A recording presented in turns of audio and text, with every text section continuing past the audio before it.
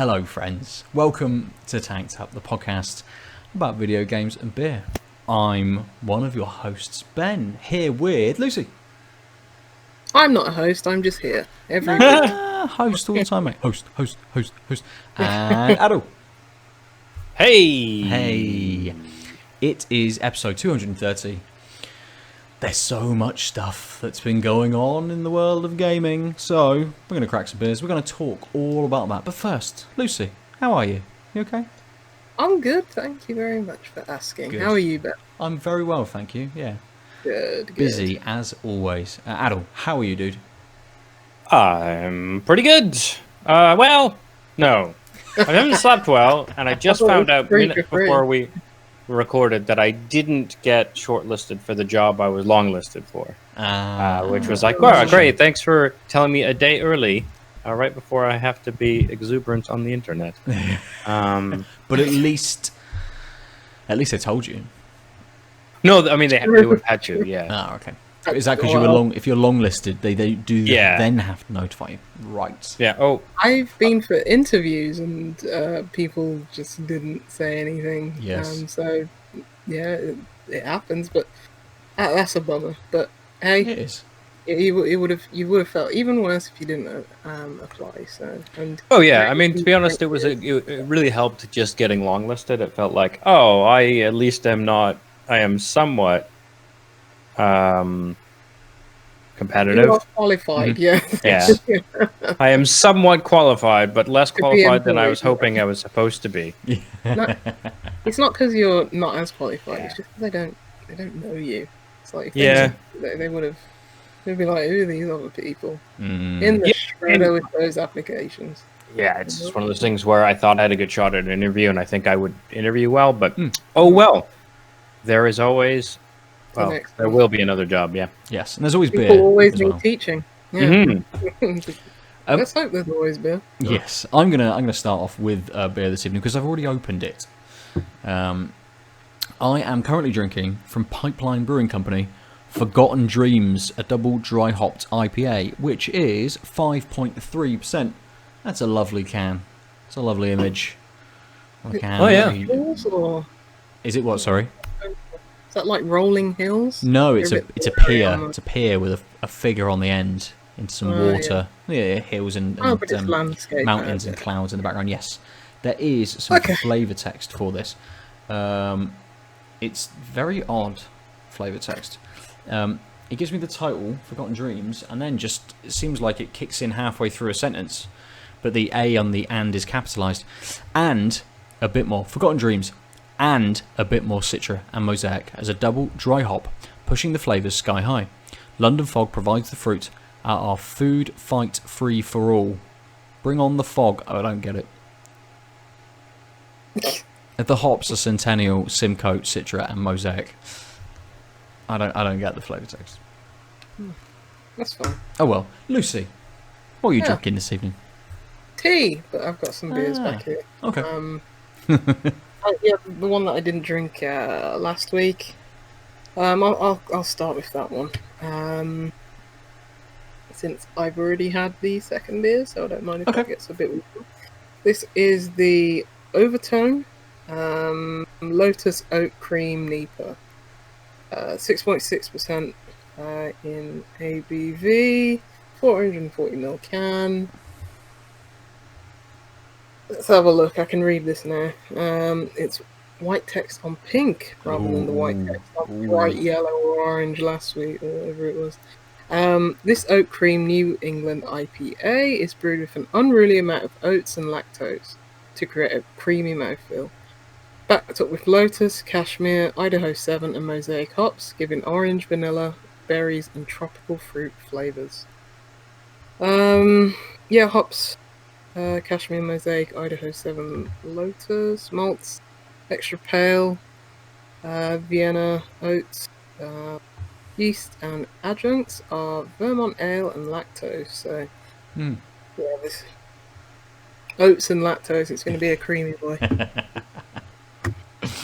They could just call it Creamy Boy, couldn't they? I know cream is in the name, but wonder whether anyone has called a beer just Creamy Boy. It does sound a little bit Suspect. Slightly. Aadil, we'll jump to you. What are you drinking this evening? I'm drinking the Vocation Brew York collab. It is it is weaker than the other one, but I was almost going to have this one second just because it's a chocolate caramel stout, and I thought maybe the sweetness and thickness of the stout might overpower, but I have a feeling the other collaboration stout that I'm going to have might outweigh it. So it's Sweet Temptation Chocolate Caramel Stout, 6.6%. It's a milk stout in that it has lactose in it. They don't call it a milk stout. Right. Chocolate and caramel, this silky smooth, rich, and seductive stout is impossible to resist. We'll see if the flavor text is correct. What was the percentage? 6 point something again? 6.6. Me and Aadil. Oh man, definitely can smell the sweet, sickly sweet alcohol stoutiness with caramel just off of cracking it. Nice. Right. I'll let you know about this one. For a double dry hop IPA, it does have a good nose to it. It's not huge, but it is there. Getting a little bit of fruit, but definitely a pininess in the nose coming through, which is really nice. It's nice to kind of take in a waft of beer and have that kind of bigger feel to it, or at least a heavier sort of bitterness in there. You'll see it's a hazy boy, but it's quite light in colour, possibly a little more orange in colour than the camera is picking up. Laces quite nicely around the glass, and it's a lovely flavour. It's very, very easy. It does start off with those sort of tropical notes, getting a little bit of orange, a little bit of citrus in there kicking through. It does creep quite quickly into a pininess. It's not a big pininess. It's a little bit more deceptive than the nose kind of suggests. It doesn't quite hit you. It flows in very nicely from the fruitiness, and is quite a low, light, piney bitterness. So it eases out as well, sort of right at the finish. So the flow is lovely from the fruits into that piney bitterness, and then it just disappears, and it's just very, very easy. And I know it was about 5.3%, but it's nice to have that lower bitterness, at least to have some kind of bitterness there on the back end of this beer, and it not just be, it's not quite session at 5.3, but it's definitely on the lighter sort of scale for modern IPAs. But that bitterness in there just gives it that extra little kick. Just makes you reach for it again, and it dries you out quite nicely as well. So you maybe are reaching for it a little quicker than you may do, but it's not unwelcome, let's say. It's not making you reach for it too much. It's just giving you that little hint that maybe you should just refresh yourself with a little bit more after it's dried out. So yeah, really nice. I mean, I'm already halfway through. I did crack it before we started, a few minutes before. But yeah, it's going down very, very easily. Lucy, we'll come to you.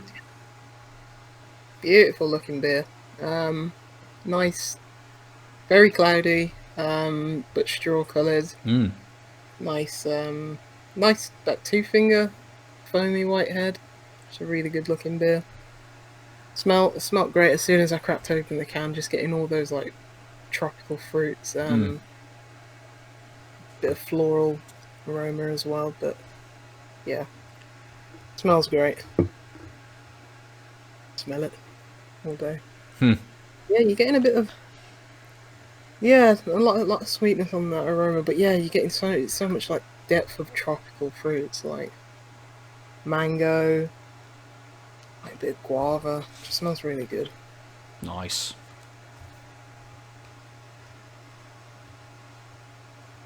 Yeah, and that definitely carries over through to the taste. Yeah. It's not as creamy and as dense as it looks, or that you'd think. having both lactose and oats in it. You can definitely tell they're there, but it doesn't make it so viscous and heavy. It's still quite a easy and very drinkable and quaffable beer still. It just gives it that a bit more body, a bit more depth, but it complements it a lot. Even though it's like, what is it called? Oat cream IPA. It's like it isn't as daunting and it isn't as thick as you'd expect. And complementing that body is you still getting all those tropical fruits right at the start, all the way through to the end. Getting a tiny bit of bitterness, but you're still getting mostly that sweetness from like the tropical fruits. It's not like that artificial sweetness that I described last week in the Overtone beer that I had then. This tastes more natural. It's probably because it's got like, you know, mosaic hops in it, and it's got the Idaho 7, so you're definitely going to get those quote-unquote authentic fruity flavors without it tasting too sweet or too artificial. But yeah, I'll have another sip, but it's just because I want to, because it tastes so good. See if I can discern anything else about it. Nice.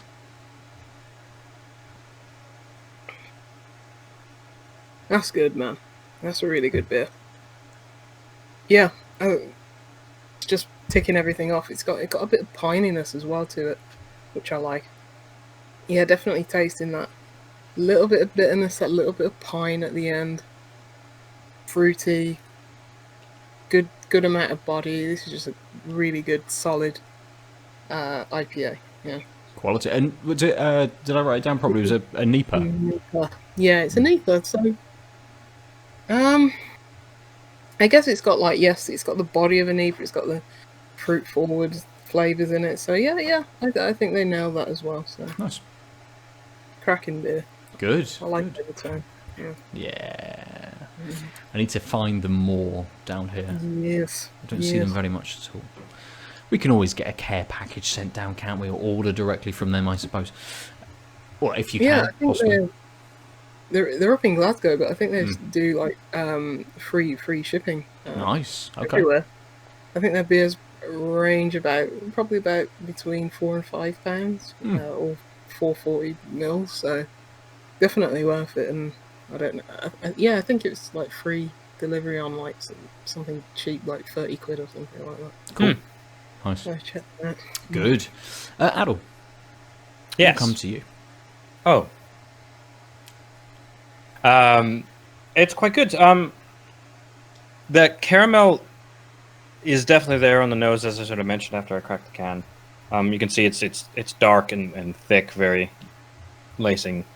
It's actually, but you can see that although it coats the glass, the kind of drops quite quickly. Maybe you can't because the yeah. See that?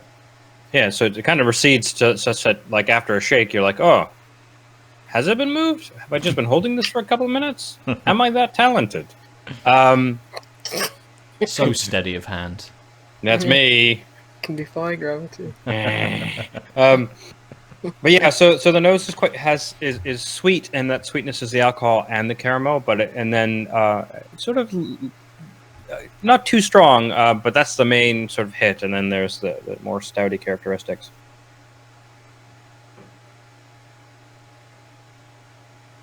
So just like I said, you can tell mouthfeel is quite thin, which is kind of nice given that it's quite a forward taste. Again, it's not like in your face, but it's a very like strong taste of sort of, I would say like 60% dark chocolate. Like 6% cocoa dark chocolate, so not super dark, but not milk chocolate. Which is, I was surprised. I was expecting a little more with the lactose, maybe milk chocolate, with the caramel. So it's like a dark chocolate and caramel. Those Lindt balls you can get. Yeah, and then what's really nice is the stouty backbone of it is very much a roasted stout. Roasted malty stout, so you're getting like throughout the whole thing, it's just a little coffee, a little roasted coffee note, and on top of that, it's like, oh yes, this chocolate and this caramel sweetness, which I'm surprised. Like I'm surprised how much and I think maybe just the cocoa, or the cacao rather, how much I'm feeling coffee from the maltiness. It's not like in your face coffeeness, but it's like clearly coffee. If that makes sense. Mm-hmm. So it's really nice. It's quite light. I'm really glad I did do it first because even though it's a chocolate caramel stout, all of those, it has all those things, and it even has like roasted coffee flavors, but it's all dialed down. So none of it's like, whoa! It's not like a stout that knocks you on your ass, but it's a stout that clearly is a stout and has these other tastes, and they're really well balanced. But like, this is a stout you could accidentally drink quickly. Yes. Yeah. Because it's because it's so like there's, it's not a thick stout in like depth of flavor. Like it's not like boisterous, nor is it the actual liquid very thick. So you can just drink it kind of at a strong IPA pace, I would say. I'd agree completely with what you've said. I've had it before. Yeah. I think when I drank it, I'd had a couple of other stouts in the same evening, and I got this like cakey nature from it as well. So it's sort of, and I don't know whether that was kind of the roasted or the malts sort of combining with that sweetness at the start to make me feel a bit more like chocolate cake or something.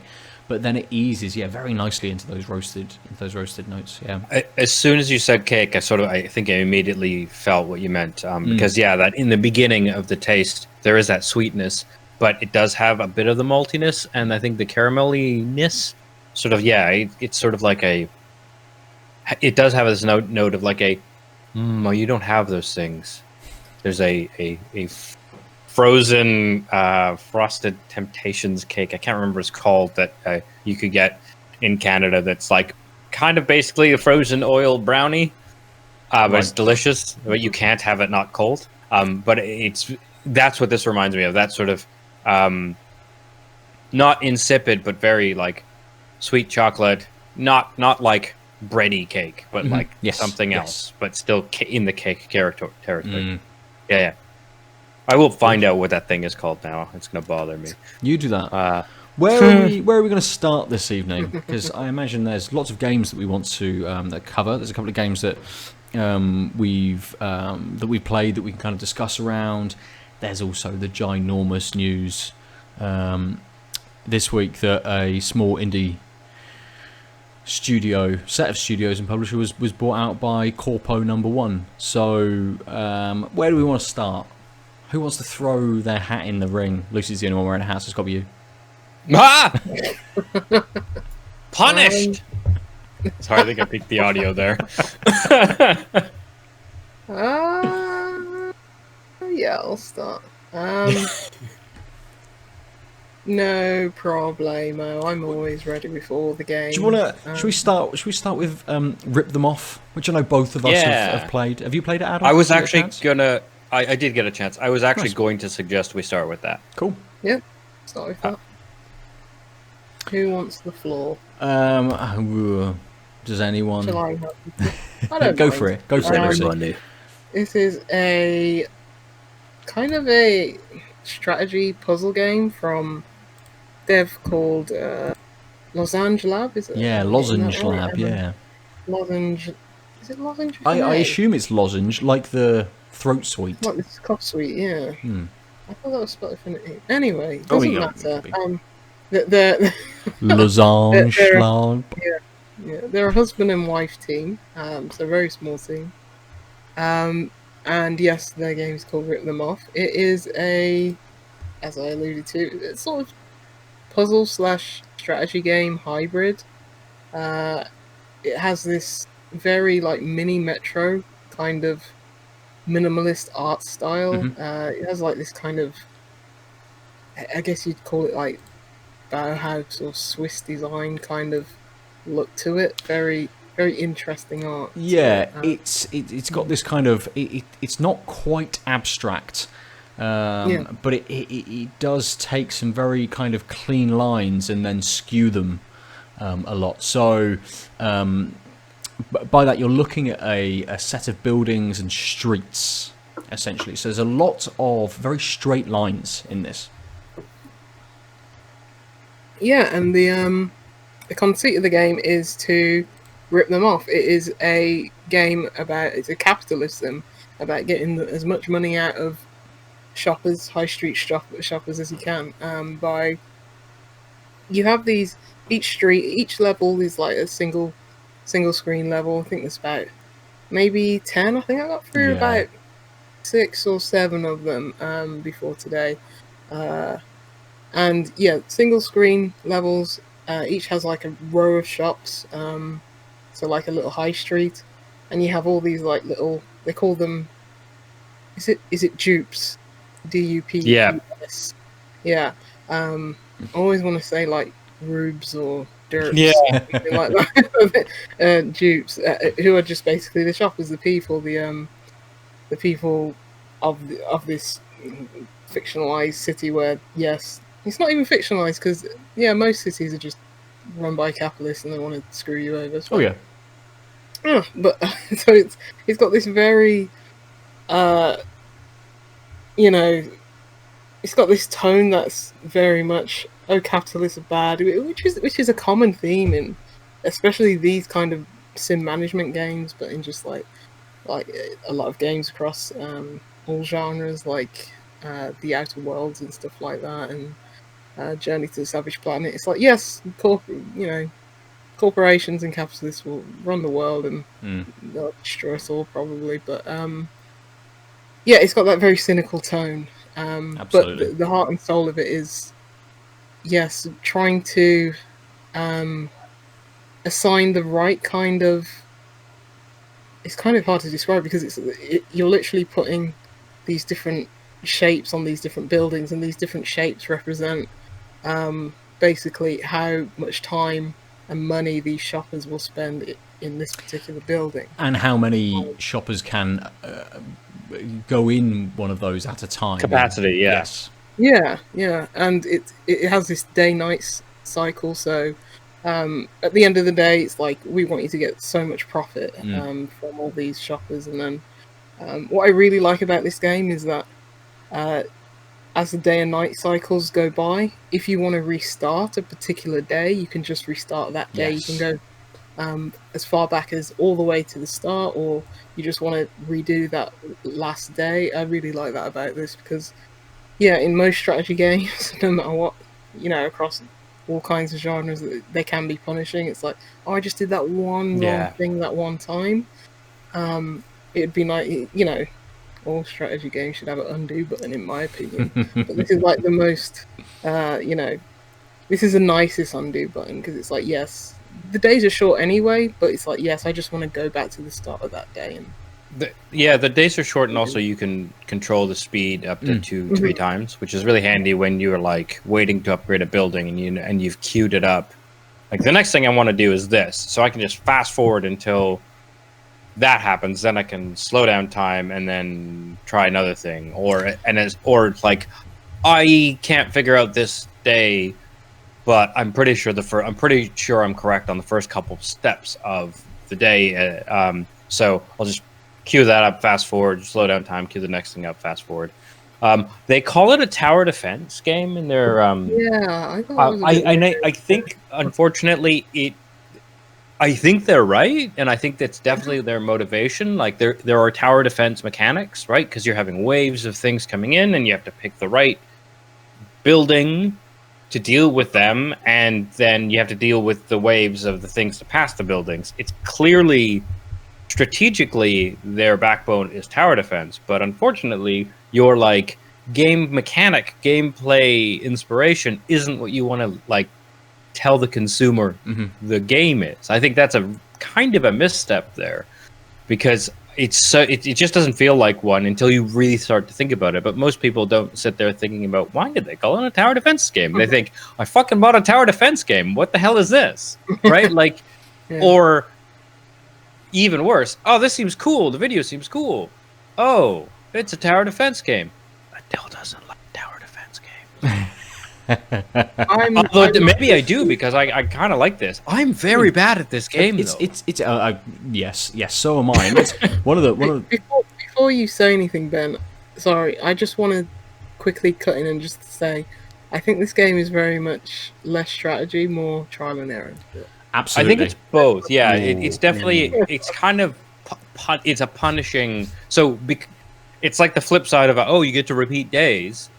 To how many days back do I really need to go to fix the problem? Because I'm like the level I only played it for a stretch before, or this afternoon, and I was like, it's a 5-day stretch on this level, and I couldn't figure it out. The best I got was 92% of what the goal is. Right, each level has after X number of days, you have to make a certain amount of money, and I was like 92%. And then when I did what I thought, like when I was going through iterations, when I did what I thought I did to get 92%, I got 88, and I was like, oh, fuck. Like now my memory's failing me. I don't know. I'm never gonna break 90. I've been playing it on iPad, and I took screenshots because I was like, what did I do? I'm pretty sure that's right. Let me take a screenshot. So that's very smart. Especially, 5 minutes ago. My memory's dead. Yeah, because I mean, so one of the things that frustrated me was, and it's like, I was pretty sure I had the days 1 through 3 right. But I was like, maybe I can optimize. Like when I hit 92%, I'm like, oh, maybe I just didn't optimize. Like I passed so this level, can't remember what it's called, but it starts with like 3 days, and you pass it. And you're like, yeah. And they're like, now we're adding 2 more days and doubling the money you need to make. They're like, oh, maybe I need to do better on day 3 than I did before. So I went back, but then I misremembered what I did and made less money. And then I was like, now my starting point is lower for days 4 and 5 until I figure out what I just like lost the good run of days 1 through 3 because there's no way of tracking that. It's just like gone. And so then it's like, oh, great. So now I have to, do I go back to day 2 and try and figure out what, oh no, what have I done? It's a funny sort of set of instructions that it makes you undertake. It's funny in the way that it kind of has that very quick reset sort of element as well, and the idea that it is much more of a trial and error thing. But I can't quite work out yet whether there is one solution to each of the maps, right? Because very much as I was doing this sort of trial and error thing, I'm like, right, I know that if I put this set of shapes, which is what denotes the different shop, if I put this set of shapes here, I know that I'm going to get every single person that comes in. The speed at which the people come in this way is different to the speed in which the people come across the other way. So both of those need to be optimized correctly to hit those people. And then possibly that third shop, I need to earn enough money to then put another shop in to catch both of them, because it will take both streams of people. This was the dual direction, like level 3 or whatever? Yeah, I think that was level 3, and then you could put a third building in the middle. So you're trying to kind of work out what the best shape is, and then you get into the little bit more depth of, okay, my shapes are set, my shops that I've put in are set. I can't change them, I can't take them away unless I start at the beginning again and I can start to put things in, but I can upgrade them. So the depth then comes in, which one do I upgrade first? Do I get to say 12,000 monies and upgrade this one because it's the cheapest one to upgrade? That will get more people coming through. Or do I just wait until I get 15,000 and then upgrade this? Because actually I know that optimizing that is better for kind of what is happening. And there were so many times when I was getting 99, 98, 97%. Oh, really? And thinking, there's just one thing I'm doing wrong. And like you, Aadil, I'm thinking, I just need to slow it down, because am I clicking it slightly too late and missing that one person and getting that extra 100 monies to tick me over to that 100? And I tested and I played, and it wasn't quite that. Every time I was upgrading or something, it was at the right time to get the right amount of people. And I think there's just something fundamentally wrong with the way I've set myself up from day one. Yeah. Can I say a thing? Yeah, of course. I think a big part of this game. So I stumbled into like a help menu, and they're like, "Caution! If you read this, it spoils mechanics that you should learn on the way." And I was like, "Cool, I won't then." And I'm annoyed because I know there's a mechanic that I don't get because I've been trying to figure out. But they clearly very much want you to figure things out by, like, in your trial and error. Also, like, learn what the different loops and mechanics are. For example, it was that level with the like 2 tracks. The bottom one goes faster than the top one, and then when you've passed that, it gives you the building in the middle, right? That level. So you've got sort of people going from point A to B and from B to A. B to A is slightly quicker, but there's a building in the middle that will capture both, and so you're trying to figure out, oh, I guess I should start with a building on the fast track, then the slow track, then the middle, okay, or something like that, right? You're trying to figure out, and then upgrading is like, okay, so is the middle more important than the fast track? And so you have to watch how many people, because if a building's empty, it a little icon goes, and I can't remember what it looks like, but basically they're like, I can't shop here, it's full. And like they're trying to cloud almost, isn't it? Yeah, like it's just but there's 2 different storm clouds. Yeah. So before I get to that, so while I was trying to figure that out, that's when I figured out you can literally queue your next build. Yeah. So, like Ben, you were saying, oh, maybe I'm not upgrading quick enough. So you click the thing when you don't have the money, and you try and buy it, and it says no, and you try and buy it again, and then a little clock appears, and it puts it in the bottom right corner saying this upgrade is queued. You can only queue one upgrade. I didn't know. And that means as soon as you make 6,000, you buy the 6,000 one. Yeah, I didn't know that either for a while, and that's sort of a little gripe I have with this game. Like, the tutorialization could have been better. And I looked at like 2 of those slides on the help menu where it's, as you say, it's like, don't read this if you want to get spoiled, but it's not really anything spoilerific. It's what should have been included in the tutorial. Okay. Because finding out like that queue up mechanic, it wasn't a revelation for me. It was more like, oh, why didn't they tell me this in the tutorial? I mean, that's exactly what I was going to say. I was like, cool, I'm glad this mechanic exists, and then immediately afterwards was like, why the fuck didn't they tell me about it? I think maybe it didn't feel like revelatory. It didn't feel like, there are definitely some aspects of this game where the revelations come in finding that strategy.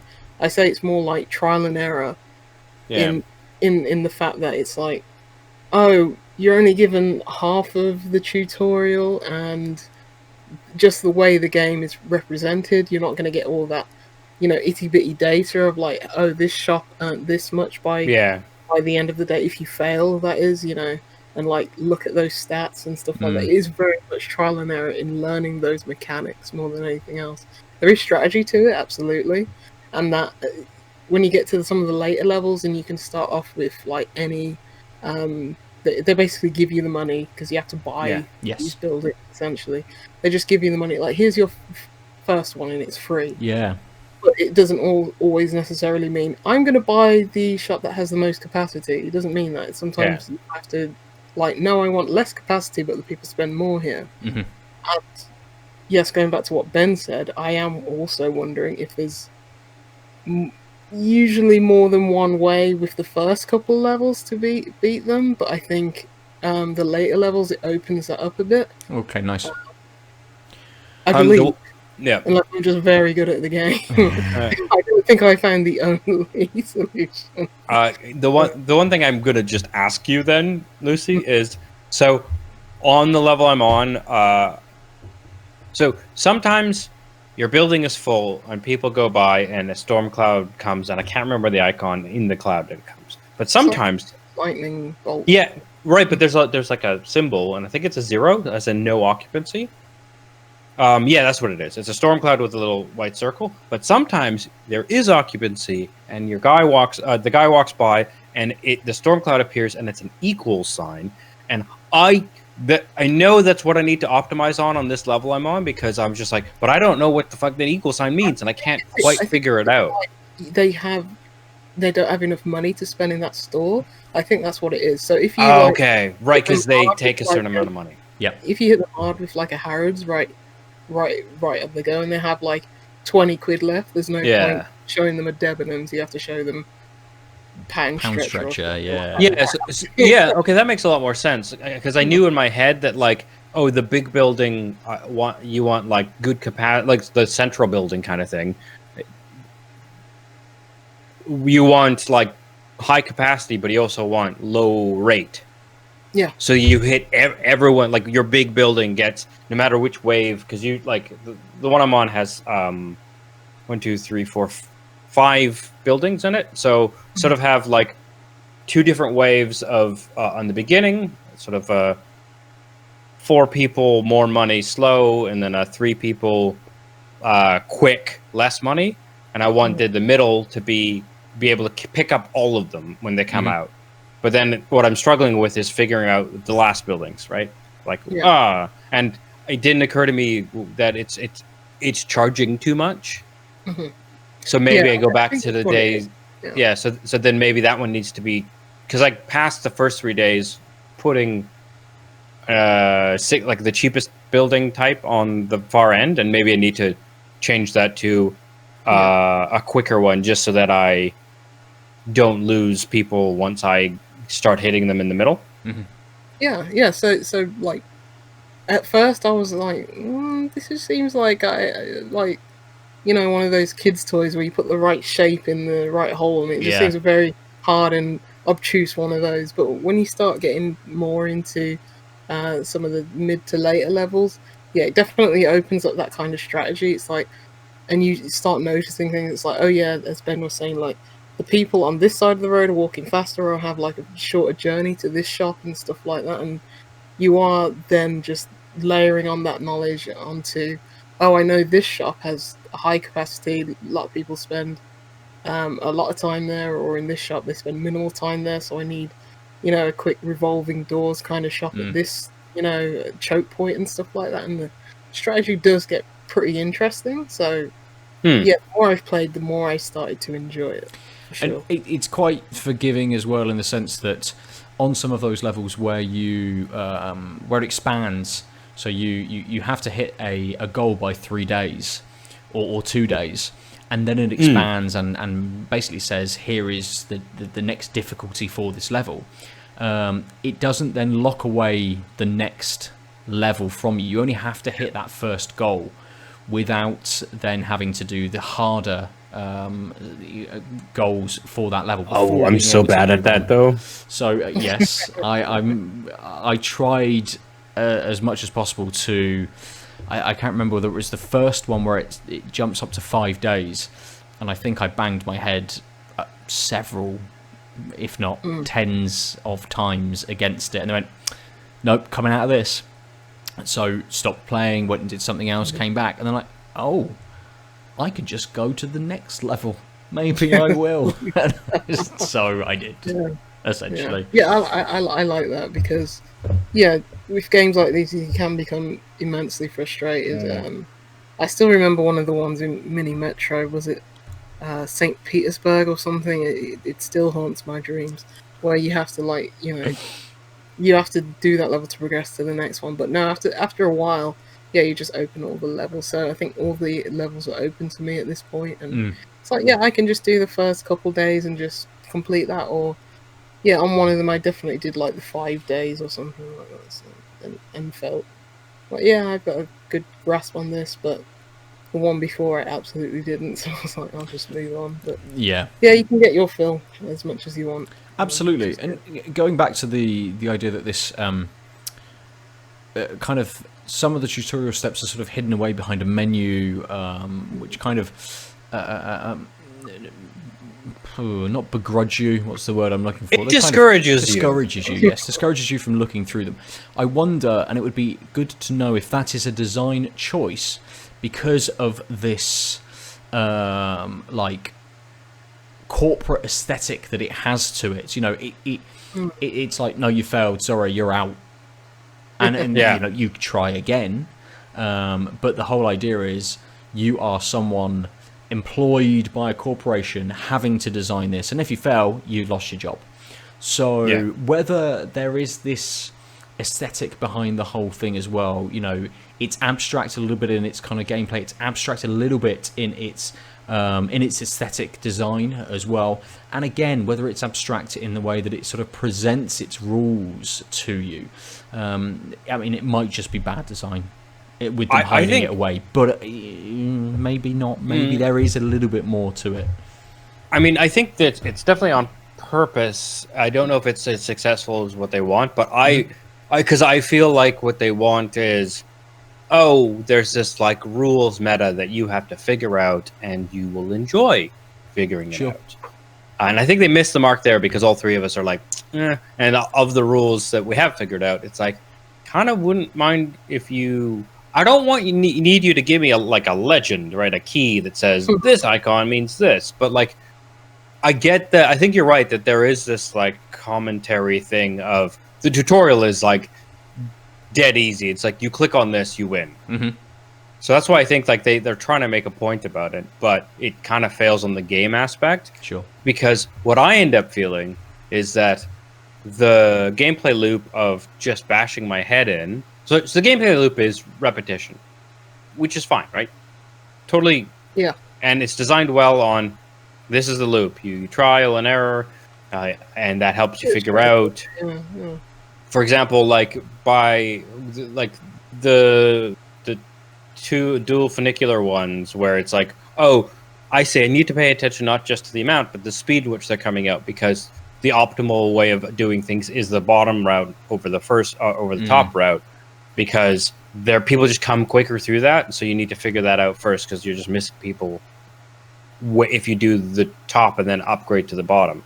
Because by the time you can upgrade, you don't catch the people. While if you go with the fast route, you catch more people because they're slower, waiting on the top. Anyway, I felt like my time was being ripped off by this like weird epistemic barrier. Like Okay. I don't feel gratified. Like I think they were going for, toiling sucks, but I think it got a little less good in some of these rules things, where it's like, and then like I said, I couldn't even remember where I found that help menu. So when I was bashing my head on this one level, I was like, okay, maybe we'll just check that. Oh fuck, where was that? Because I didn't. It also, the help menu that they're discouraging you from wasn't like, I stumbled upon it, and when I chose not to follow through, I didn't like write down, hey, that help menu is here, and then later on, like, wait, where was that help menu? Well, they didn't want me to use it anyway. I won't really struggle to look for it, but now I'm just getting frustrated because I didn't make the connection of, this place is expensive, and that I figured out that there was. I'm still not even sure if that's correct. That's just kind of what I drew from. I think it makes the sense people being because like fully grey and like all. Yeah, I was gonna say, because so what happens is all the people start black, and then as they go to shops, they turn like, it's like they turn from the top down in chunks into grey silhouette. So they like. So you can see how much they money they have coming into a shop. And as soon as you said that, I'm like, yeah, all my mental picture of all the ones that with that icon is, it's like up to their ankles. That's it. And that all those guys just reject the shop over and over. I couldn't figure that out on my own, and I couldn't find the help menu wasn't even a place I could jump to, because it wasn't clear, and because the first time I went there, they're like, don't fucking use this. And so instead I just like, the repetition loop was me not doing the connection that the level design wanted me to. Yeah, I think the biggest problem with this game is probably just the onboarding. If they had those tutorials front and center, and then subsequently you are not starting to bash your head against the wall and fight against the mechanics that you're unaware of in the first couple levels, and you understood that right from the get-go, I think you'd probably have a better experience with it. Because I've enjoyed kind of figuring that stuff out, but not as much. But that pales in comparison to the frustration that I had first of all. Like, I want to know how to I want to learn the strategy. Maybe there's a side of this game, I think there probably is, where you can get like an Excel spreadsheet and a calculator, and then start making those strategies and figuring out, all these different permutations and which building can go where and stuff like that. I'm sure there's probably that depth to it, and I am just starting to scratch the surface on that little bit of strategy and depth.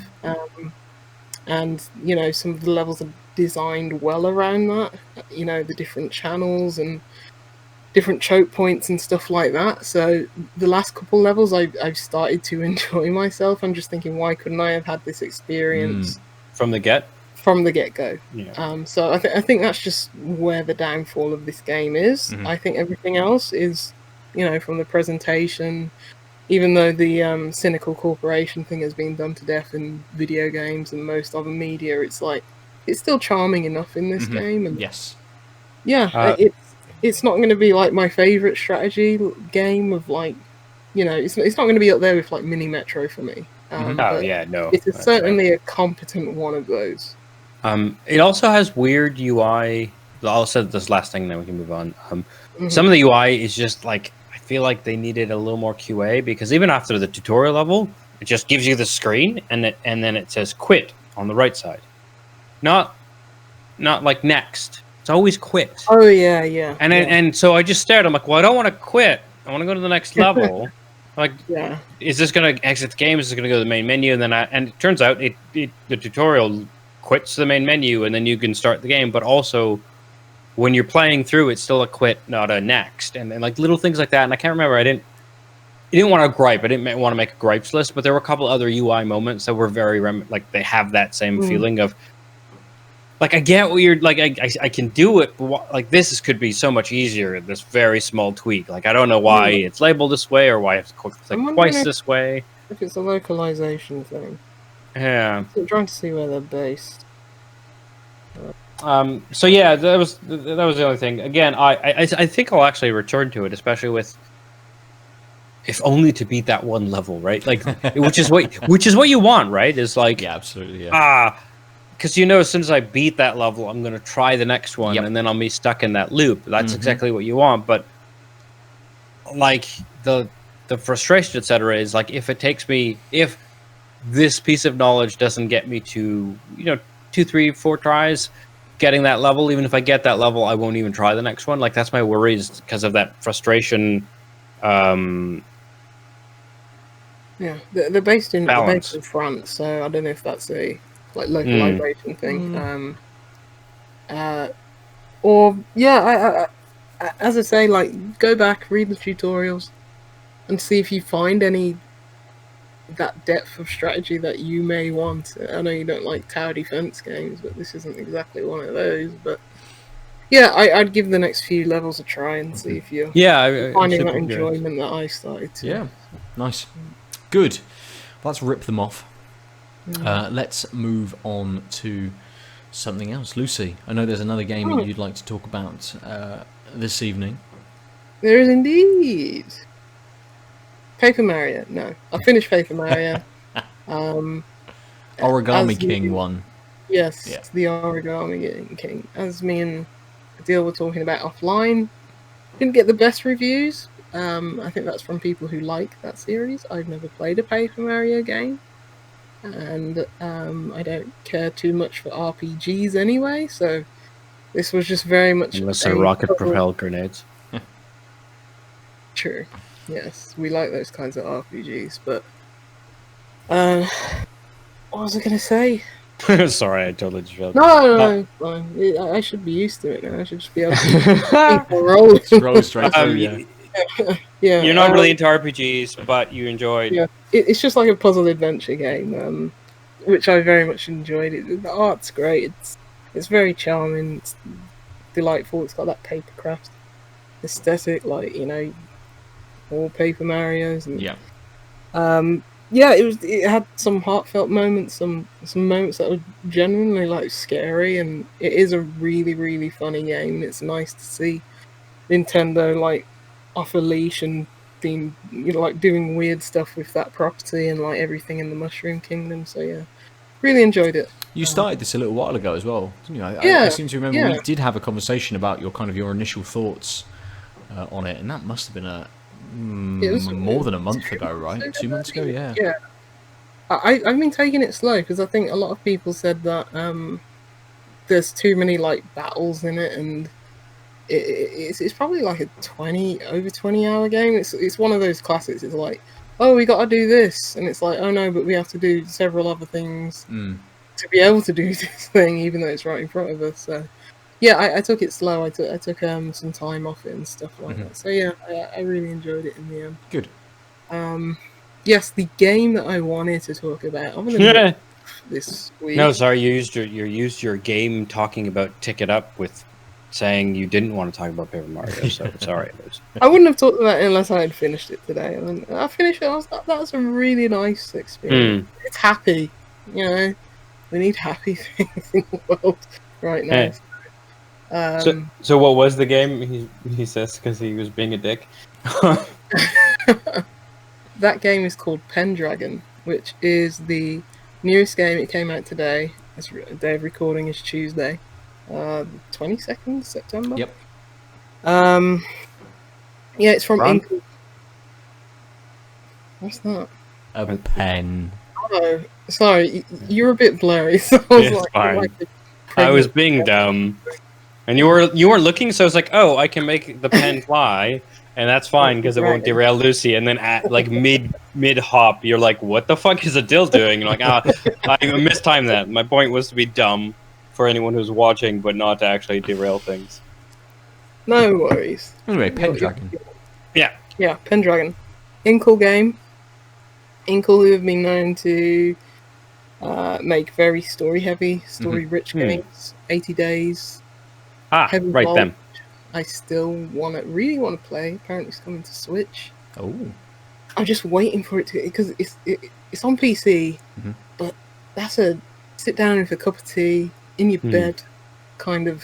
Definitely, it's archaeology linguist game. It's all about deciphering language, isn't it? Yeah.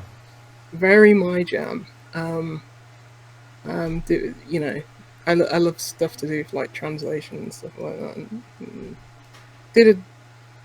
tried to do a degree about it, but half of the degree was not that. But there you go.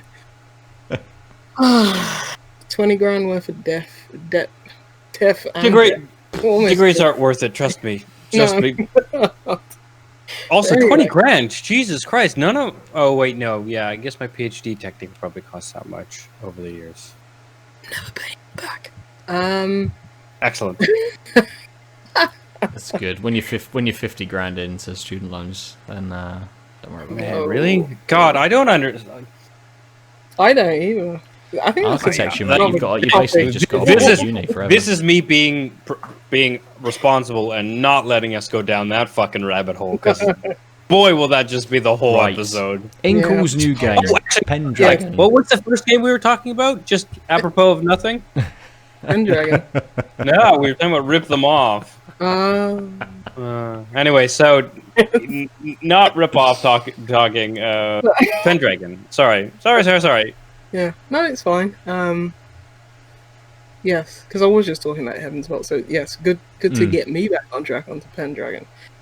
This is a turn-based strategy game. I say turn-based strategy game, and everyone knows here that I'm not a massive fan of turn-based strategy games. So this is very much still just a very probably not story-rich game, but the turn-based mechanics and the gameplay is very entwined and attached to storytelling. The game takes place in like Camelot, King Arthur, Camelot, yeah. Round Table, all those fun characters that I know next to nothing about. But basically, you're building up to the point where Arthur faces off against Sir Mordred.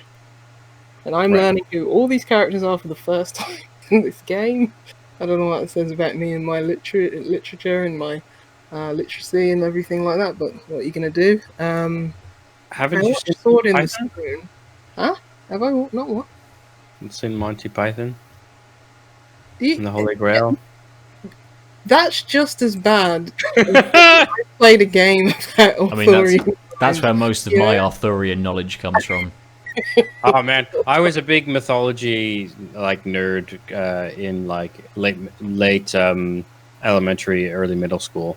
So I read a whole bunch of, especially like adaptations that are here's the myth in easy to read form. So, boy, are you strategy RPG, and it's about King Arthur, and then I slyly bring it up on Steam and it's literally a tabletop, it's to resemble an RPG on a grid, moving your dudes. I'm like, cool. This sounds great. And also Lucy likes it, which means it's not cumbersomely strategic. Exactly. But yeah, as you said, it's done on a checkered board. It's got this really nice, I describe it as stained glass window kind of look at the characters. What's sort beautiful. of paper book, pop out book kind of aesthetic to it as well. But yeah, you're moving your characters, which are people like Sir Lancelot. Do any of these names ring a bell to you? Like Guinevere and Guinevere, and stuff like that.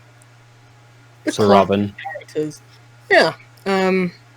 You start off with Guinevere and Sir Lancelot as your first characters that you can choose from, and along the way to Camelot, you're basically recruiting other people, fighting against some murderous knights, and packs of dogs, spiders, because spiders are always fun in games. All of those giant spiders that used to roam, Wessex. Yeah, they're still around, I'm sure. And what I really like about the game is that every decision that you make, and these are in between battles, you're going over this kind of overworld and choosing your next destination. So there's branching paths and stuff, but even down to individual moves that you make in the game, everything is narrated, and everything calls back to previous decisions, interactions between the characters that you have in your party, and everything's got this really fluid and dynamic storytelling. Nice. At one point on one of my runs, because this is a run-based game. Okay. More into that later. One of my one of my party died, and it's they referred to that in the next battle mission.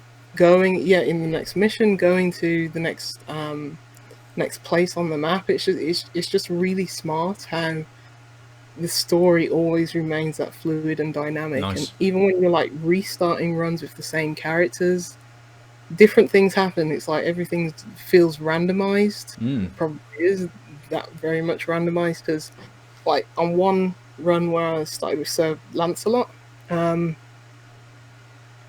starting grid was always the same where I was, and I was I'm gonna have to go through this. I hope there's a skip button. You don't need it, because basically it condenses the writing when it needs to. It's okay, you've done this before. It's Sir Lancelot arrives at this brook and then he carries on his way.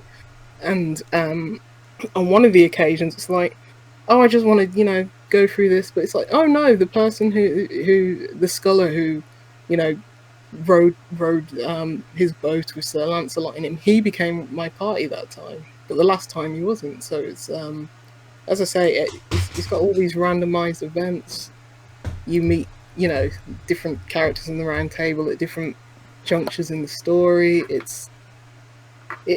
Each run probably takes about an hour. Okay. Quite honestly, you can extend that time by going to more places before you reach Camelot. But yeah, and I've played this. I've probably done several runs at this point, and at no point did it ever feel repetitive. Did it ever feel boring? I'm still unlocking new characters, new stories, new interactions and stuff like that. Good. So yeah, it's something that on paper I wouldn't like. A run turn-based strategy, but It really blends those kind of storytelling and its gameplay well together. I think it's greater than the sum of its parts. I don't think the strategy is. I'll get more into the strategy for a bit because I should really describe that. But I don't think the strategy has that much depth to be that on its own, and I don't think the story is that compelling on its own. But together, it's a really interesting mix.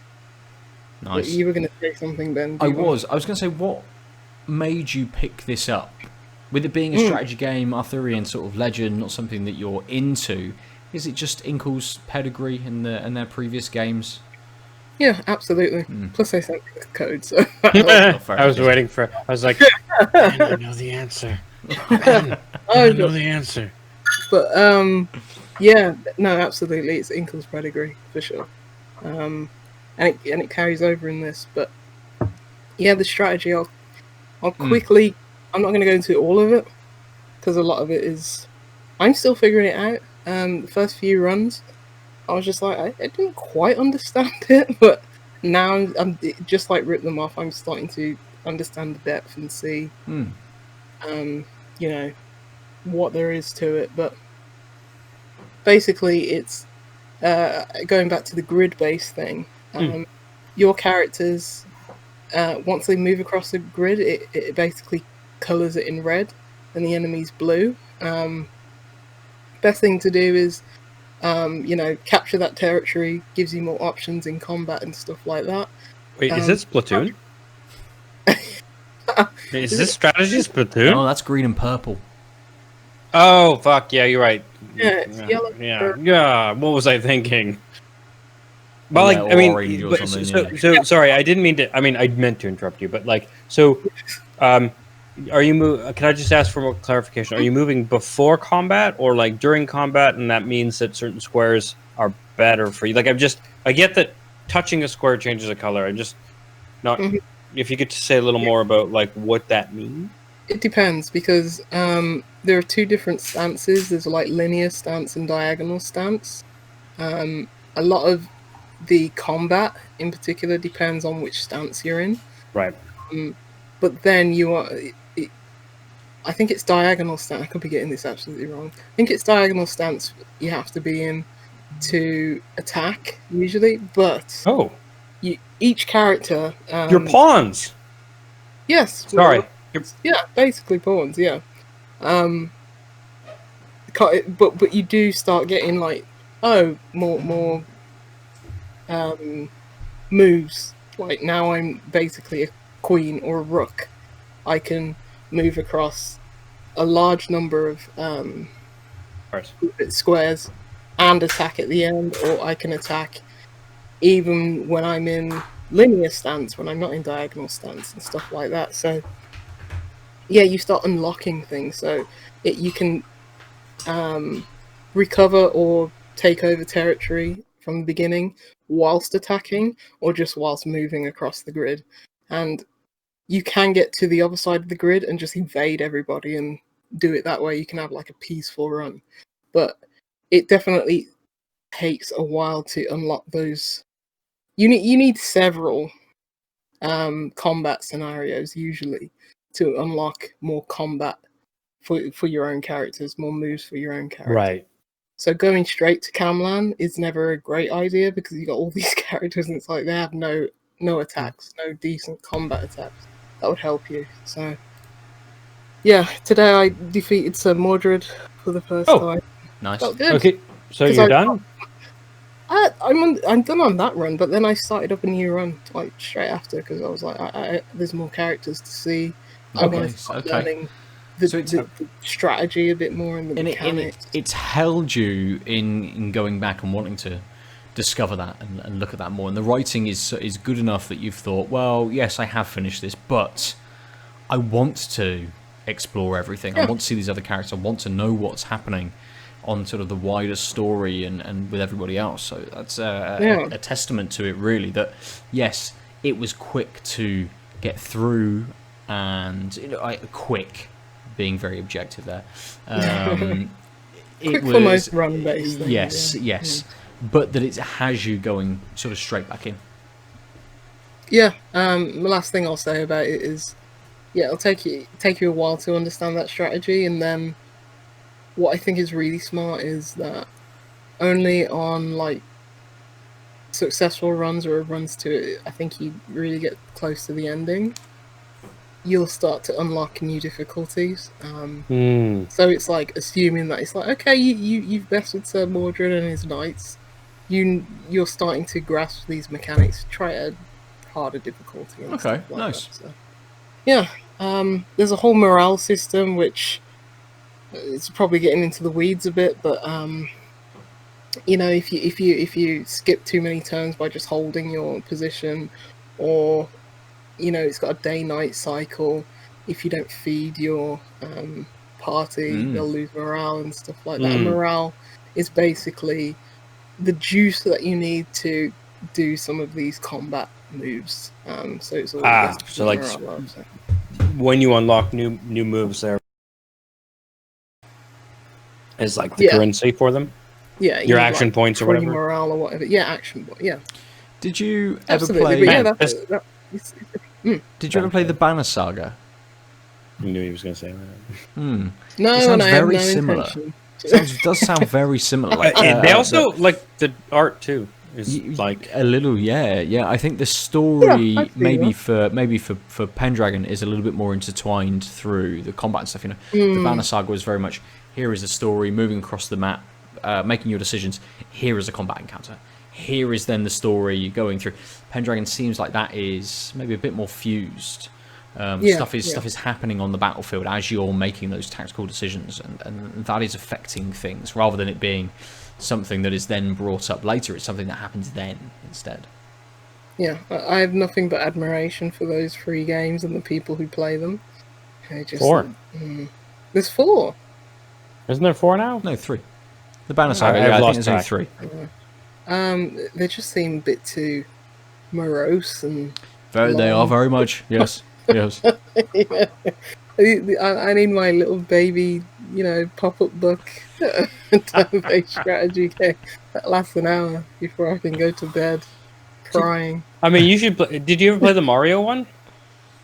The Paper Mario. No, Mario Rabbids. Yeah, you talked about it, didn't you, Adam? I talked about it. Yeah. But I'm saying, did Lucy ever play it? Because I always considered it, and then I'm just like, I'm not giving Ubisoft money. It's on. That's fair. Yeah. That is fair. I got it, a few years before I realized that they were terrible. You didn't see that news story and then just rush out and buy it. No. No. I mean, I just was like judging myself for supporting their like terrible generic approach to AAA games. But it was like, well, this is actually them not being terrible and generic. And then it was like, oh, it turns out they're terrible in all kinds of other ways. Oops. I played it at EGX and it kicked my ass. So I was like, even though this has the baby aesthetic on the baby platform. I mean, it wasn't easy. Yeah. No. But yeah, I've always been interested in that game. But yeah, it may be one that until Nintendo get 100% of the profits. I might stay away from for a bit longer. Never happening. I'm going to open a beer. I agree. You are opening a beer. Yes. Mm-hmm. Oh. There's... Weird. There, on the aftertaste of this chocolate stout, I got a hint of something, and I don't know where it's coming from. Almost aniseed-like. There's just a little hint of that. I don't know where it... Like right on the tail end, now that I'm just having, because I've been sipping it constantly, and now I'm done. So just the finish is going longer than I kind of let it. There's just something a little licorice-y aniseed. Yes, That's super interesting. Yep. Yeah, I didn't notice that before because I think I was just refilling my mouth with sweet, so I didn't let the finish get to that part. Anyway, that. I'm also ready for a second beer. Good. Right, I'm going to open up a double IPA from Odyssey Brewing Company. This is Return of the Boom Bap. Huh. There's no flavour text. All it tells me is drink fresh. Serving temperature 8 to 10 degrees to maximise hop aroma and flavour. Unfiltered allergens are the normal allergens. It doesn't give me anything further than that. It was canned in August of this year. Freshest before, oh, I like this. Freshest before November, and then best before February. So it's giving sort of a 3-month period on its freshness, I suppose. You know, you can like stay in like the Fresh Prince of Bel-Air mansion. Hey, I forgot to tell you. only until November. I think it's only for like LA residents or something. Oh, You're not boo. allowed to use the kitchen. Hmm. But it's like really cheap because of COVID and stuff like that. Just random. Is I heard what's his face Fresh. there?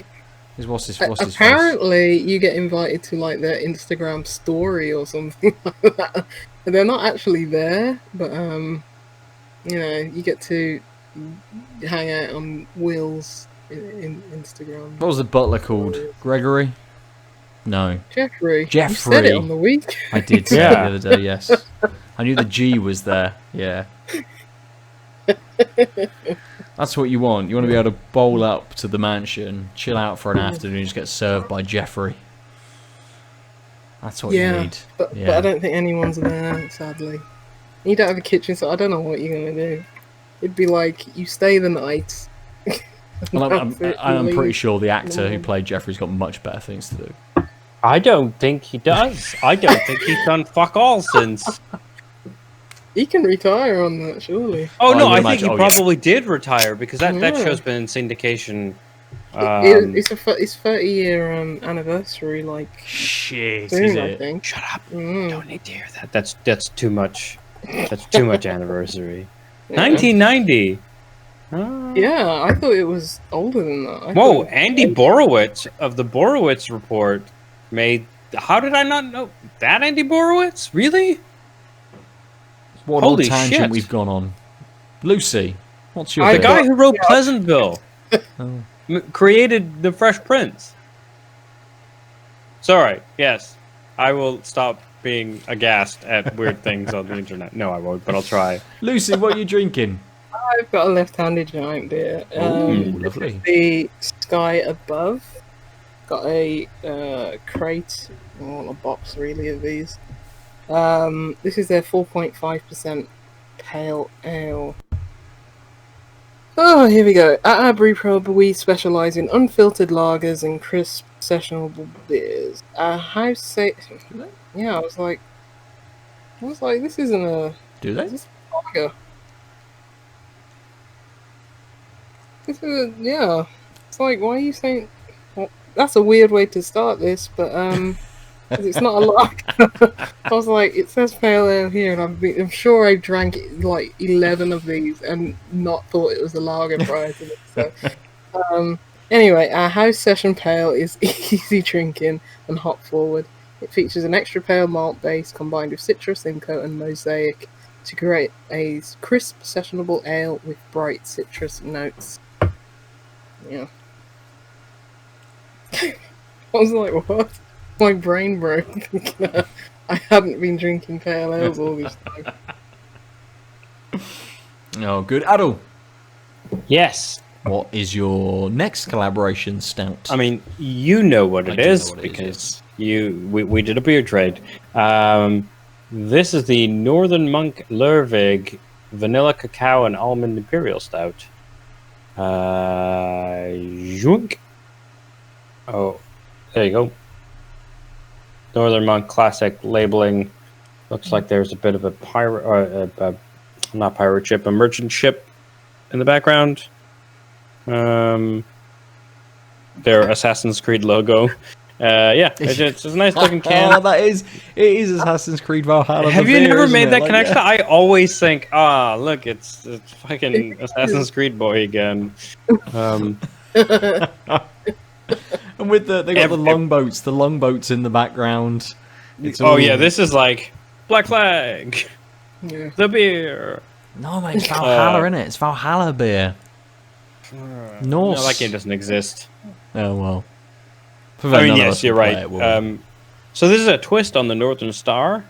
It's an indulgent imperial stout inspired by Norwegian ingredients. Skål. So yes, you're right. It is. If it's an Assassin's Creed, it's the upcoming one. Even though I want to pretend it doesn't exist, because well, you know. Even though we like aforementioned conversation that we tried to avoid talking about Ubisoft, Yes. Ubisoft. Okay. Right. So it is. So it's this Imperial Stout. It's got vanilla, cacao, and almond. And what I missed was it is a hefty 9%. Ooh, that is hefty. Mm-hmm. You lot on the heavies. Hefty as well for a supermarket beer. Yes. So what I wanted to say before I talked about this one too much was Ben sourced these at a supermarket, and we did a bit of a tradesies because I got quality beer for supermarket prices, and I don't live near said supermarket, so some of my leftover Wiper and Trues went to a good home, hopefully, and I got to try these. Which in these COVID times, me not having to go to a supermarket and getting tasty, quality craft beer that's available at supermarkets, just like a win-win-win. Although, Ben, if someone wanted to get these, which supermarket was it? Because I can't remember. Morrison's. Aha. The Yorkshire one. Cool. Yeah, so what are you drinking, Ben? How's it taste?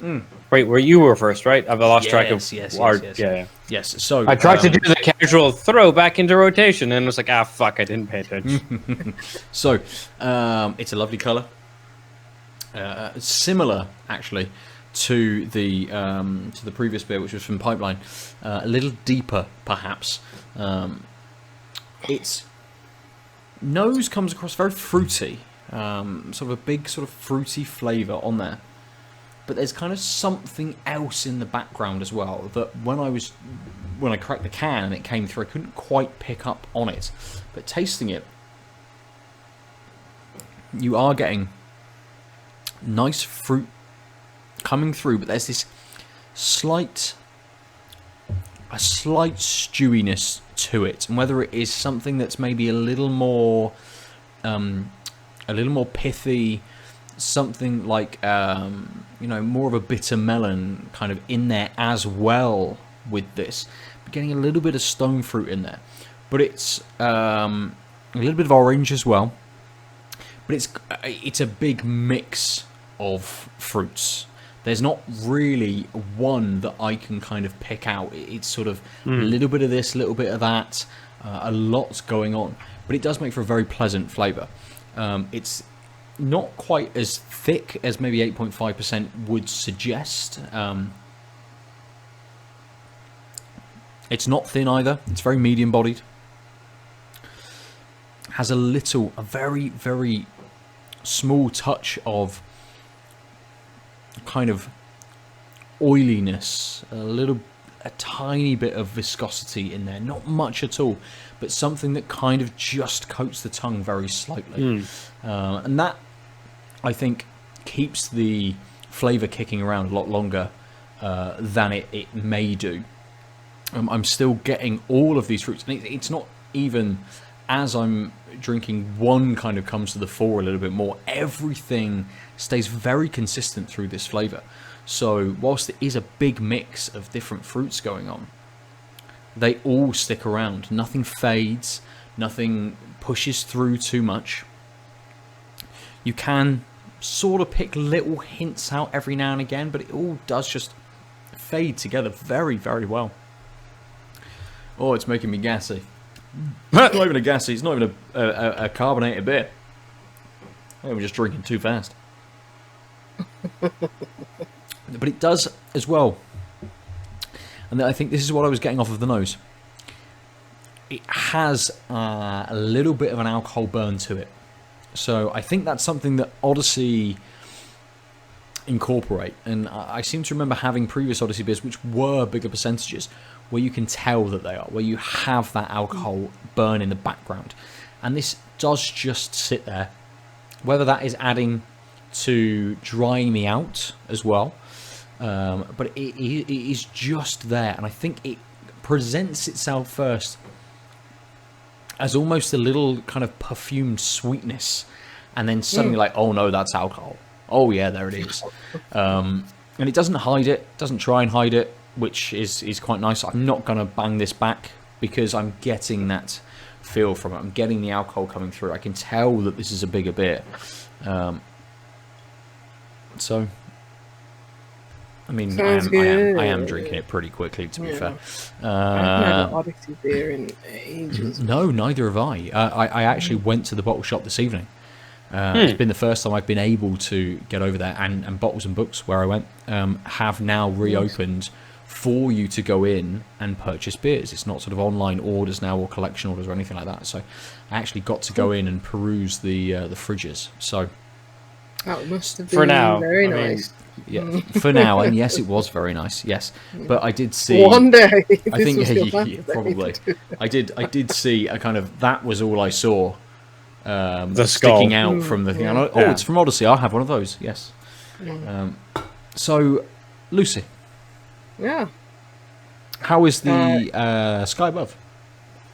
Even though it isn't a lager, it does look like one. It is completely clear. Maybe a little bit of haze, but yeah. Very, very light straw coloured. Nice, white.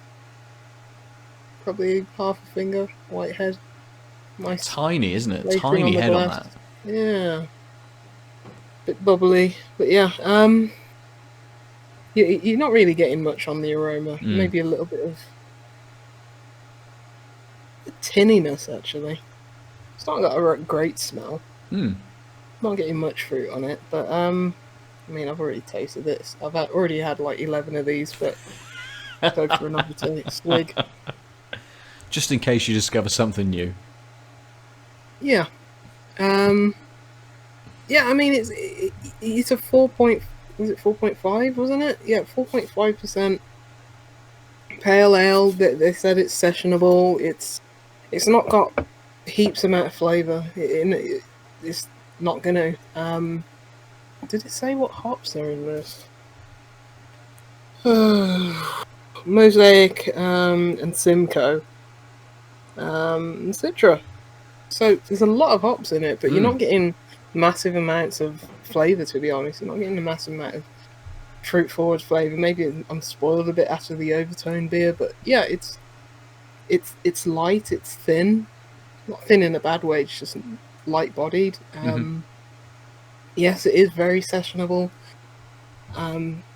Maybe you could have 11 in a day.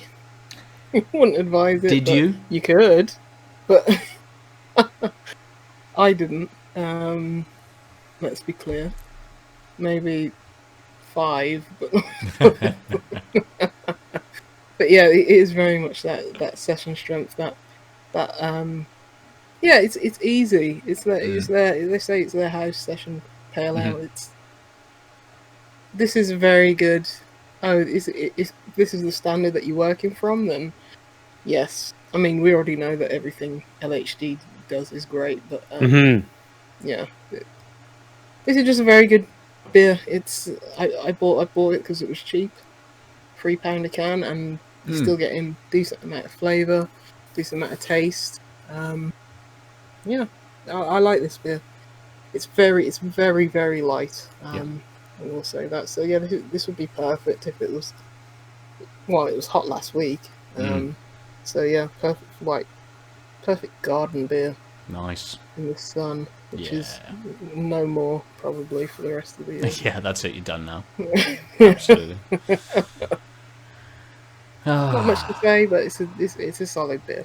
Good.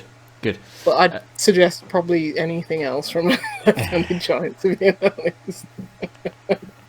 Fair. Aadil, how's your beer? Yeah, I think starting with a 6.6 and moving to a 9, it's like, oh, this is strong. Also, haven't been sleeping well. Also, my voice cracked. I really like the beer.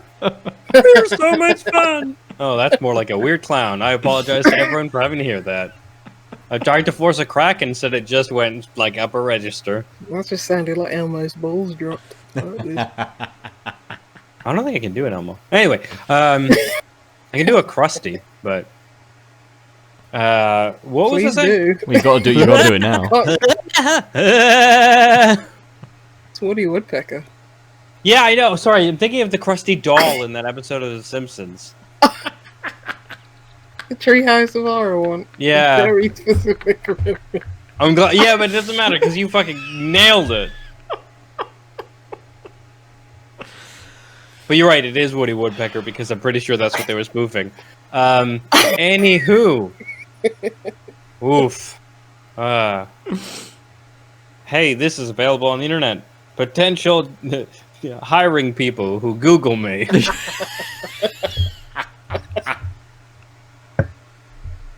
I got your niche Simpsons references down cold. Anyway, the North Star. Actually, I think I just called it Vanilla Cacao and Almond Imperial Stout and forgot to say that it was called the North Star. Norse Star. It's very good. It's the nose is it's almost like a dark chocolate and cherries sort of nose. Like a chocolate covered cherry. Like maraschino cherries and chocolate. It's exactly that sort of nose with a little more maltiness, but yeah. It's you can see it's thicker than the previous beer, almost no head, but it's slicing like it takes a while for the bubbles to drop. I don't know if you can see because the bubbles are so tiny. That thickness is also there, like it's got a velvety mouthfeel and texture.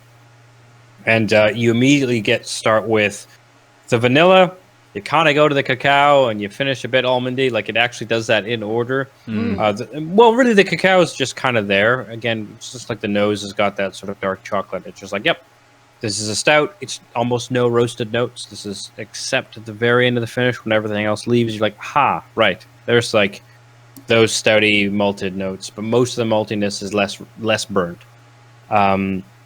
And it starts kind of too sweet, and that's where the vanilla is. I think the vanilla is like just pushing the sweetness a little too hard in the beginning, but then the cacao and then sort of the full bodiedness of the taste kick in. And then as that recedes, that's when you notice that like almondy, again, like almond liqueur-ish, very light, but almond liqueur on the finish. And it's only until that leaves that you're like, right, standard stout finish. So it does all the things kind of in order, which is kind of wild. It's like vanilla, cacao, almond, imperial stout. But, well, to be fair, the cacao, I think, is actually mostly just throughout the whole thing. But it's, because it's so thick, it gets away with that slightly too sweet start, especially because it's kind of brief. And because it's with the vanilla, it's like, right? Like, you're like, is it too much? And by the time you're like trying to figure that out, it's already moved along to the other parts of the beer. So even if it's a suboptimal part of the taste curve, it's just quick enough that you're like, well, the vanilla was there. They didn't lie on the tin. And I didn't like the vanilla. Like, it's just manages to be quick enough that I think if it stayed, I'd be like, I wish there was no vanilla in this. And now I'm kind of indifferent just because of the pacing and the fact that it helps interact with the rest of the tastes in the beer. It is thick. It is stouty.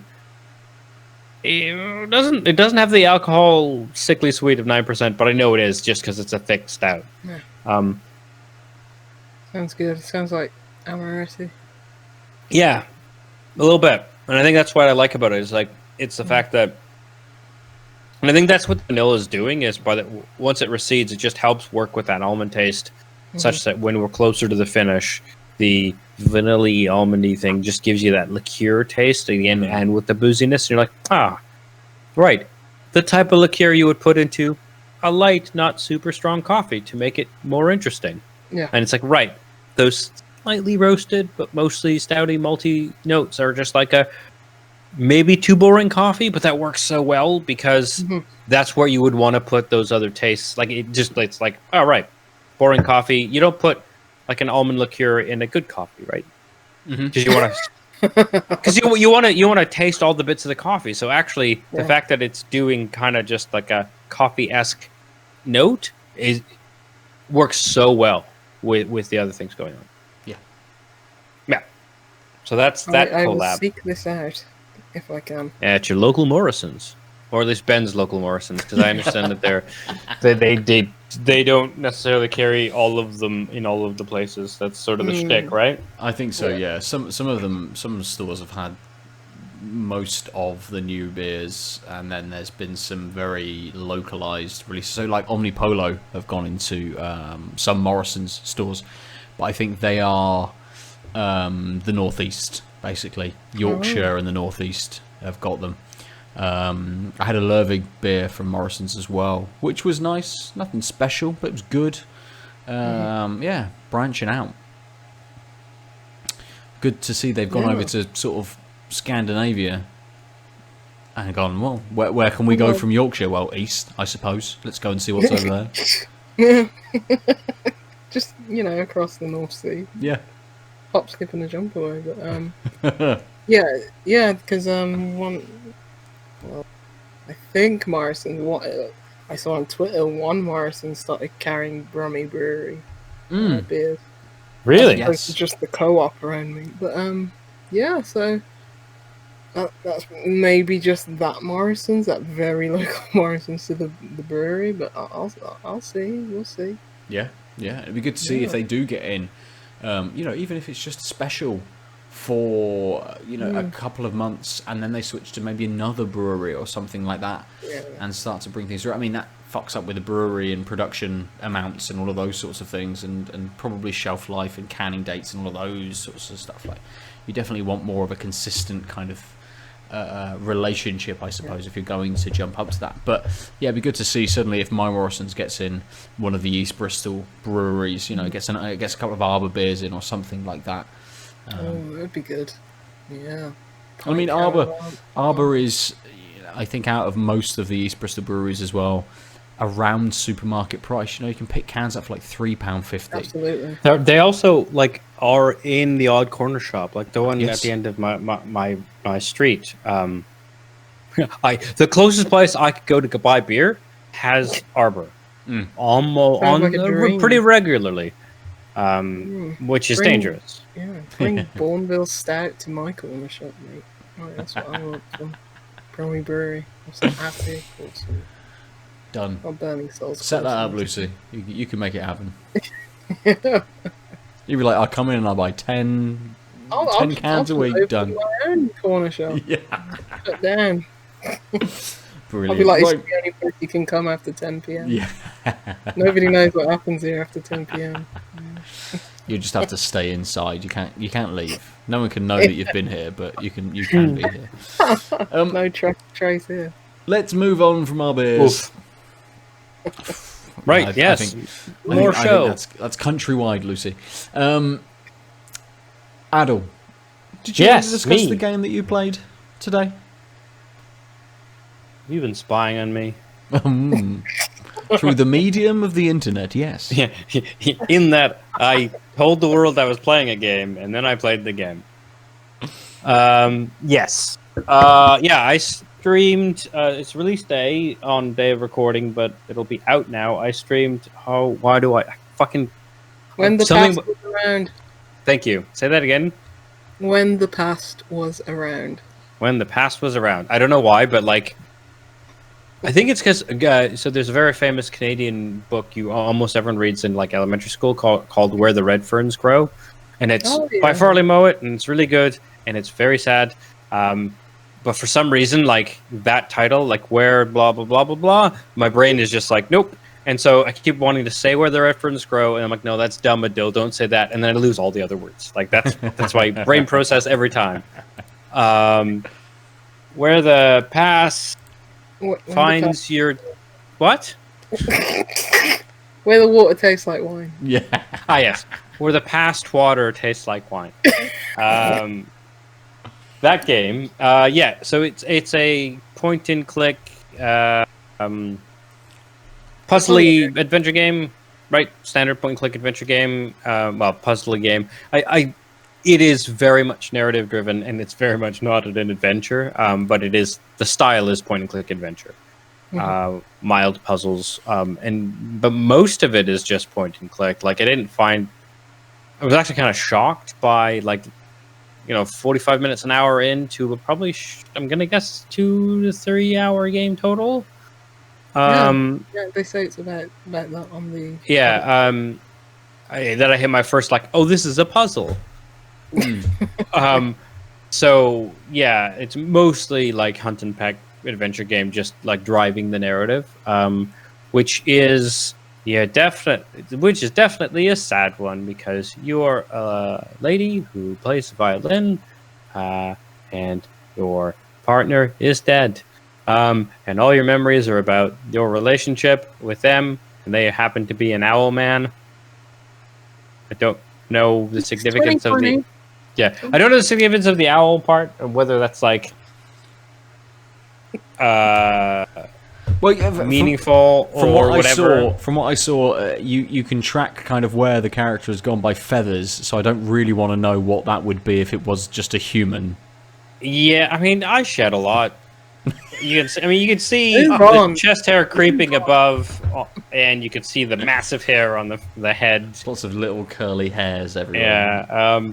But yeah, so what's really striking is the art style is gorgeous. It's hand-drawn style. It's really like simple, but like nice sort of lines to it. And the music is a big thing, because clearly this relationship is between two musicians, and there's a song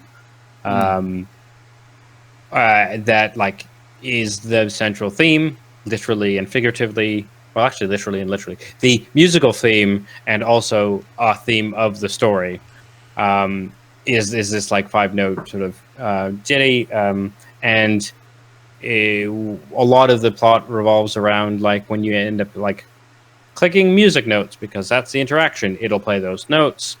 If a radio is playing in the background, it'll play those notes. If you're having it in memory, blah blah. Also, the string of actual notes, like the treble clef, I think it's treble clef, quarter note, 2/8 notes tied, and then a half note, and then a rest.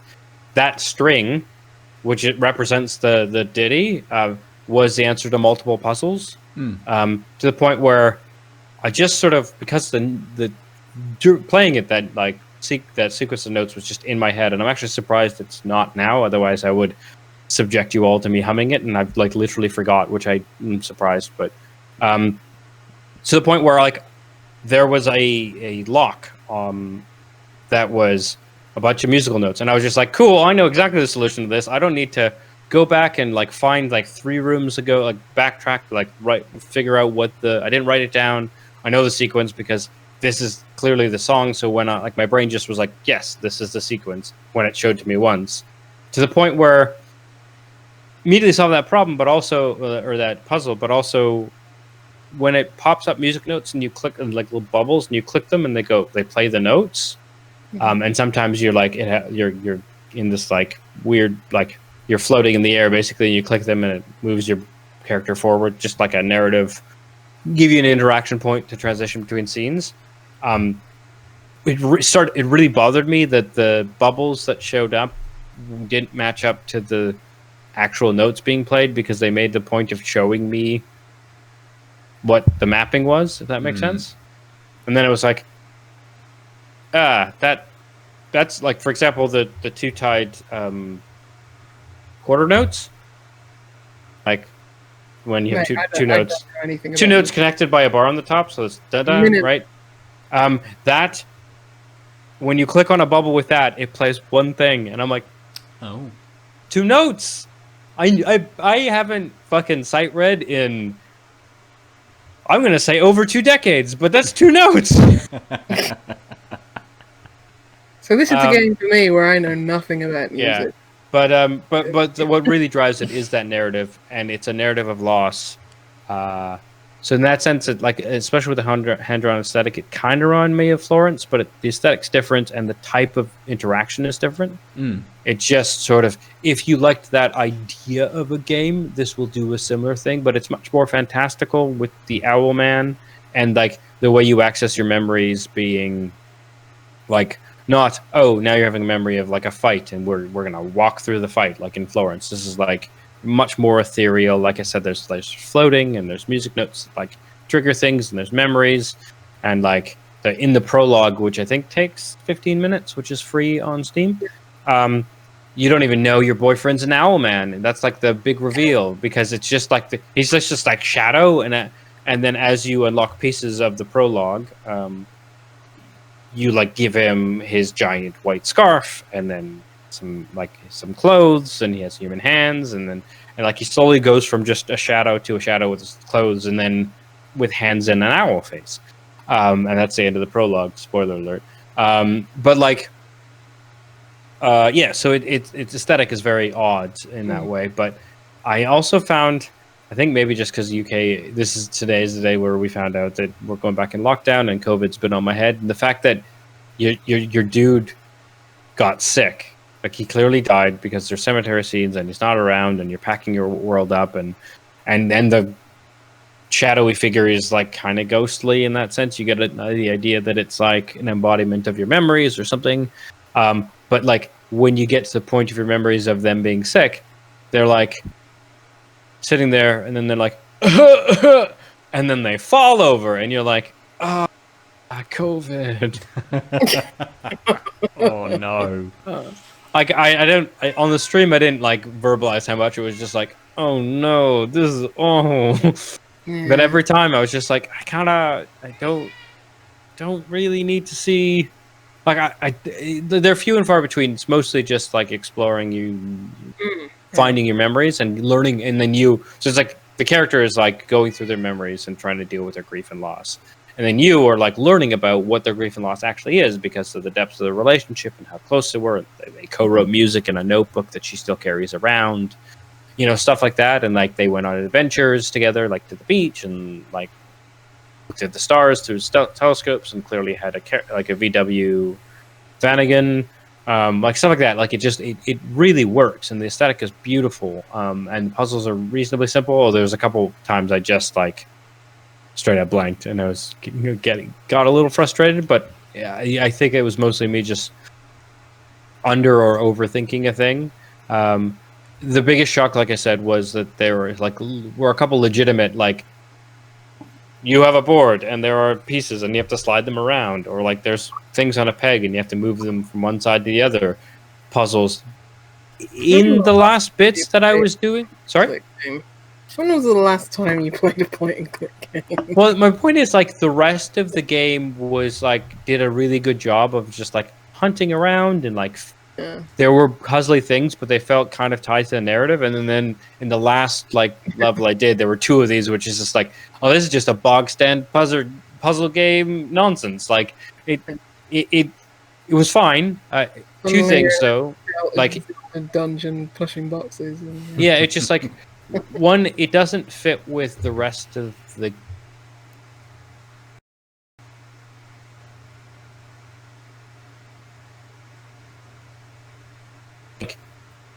It also just doesn't fit.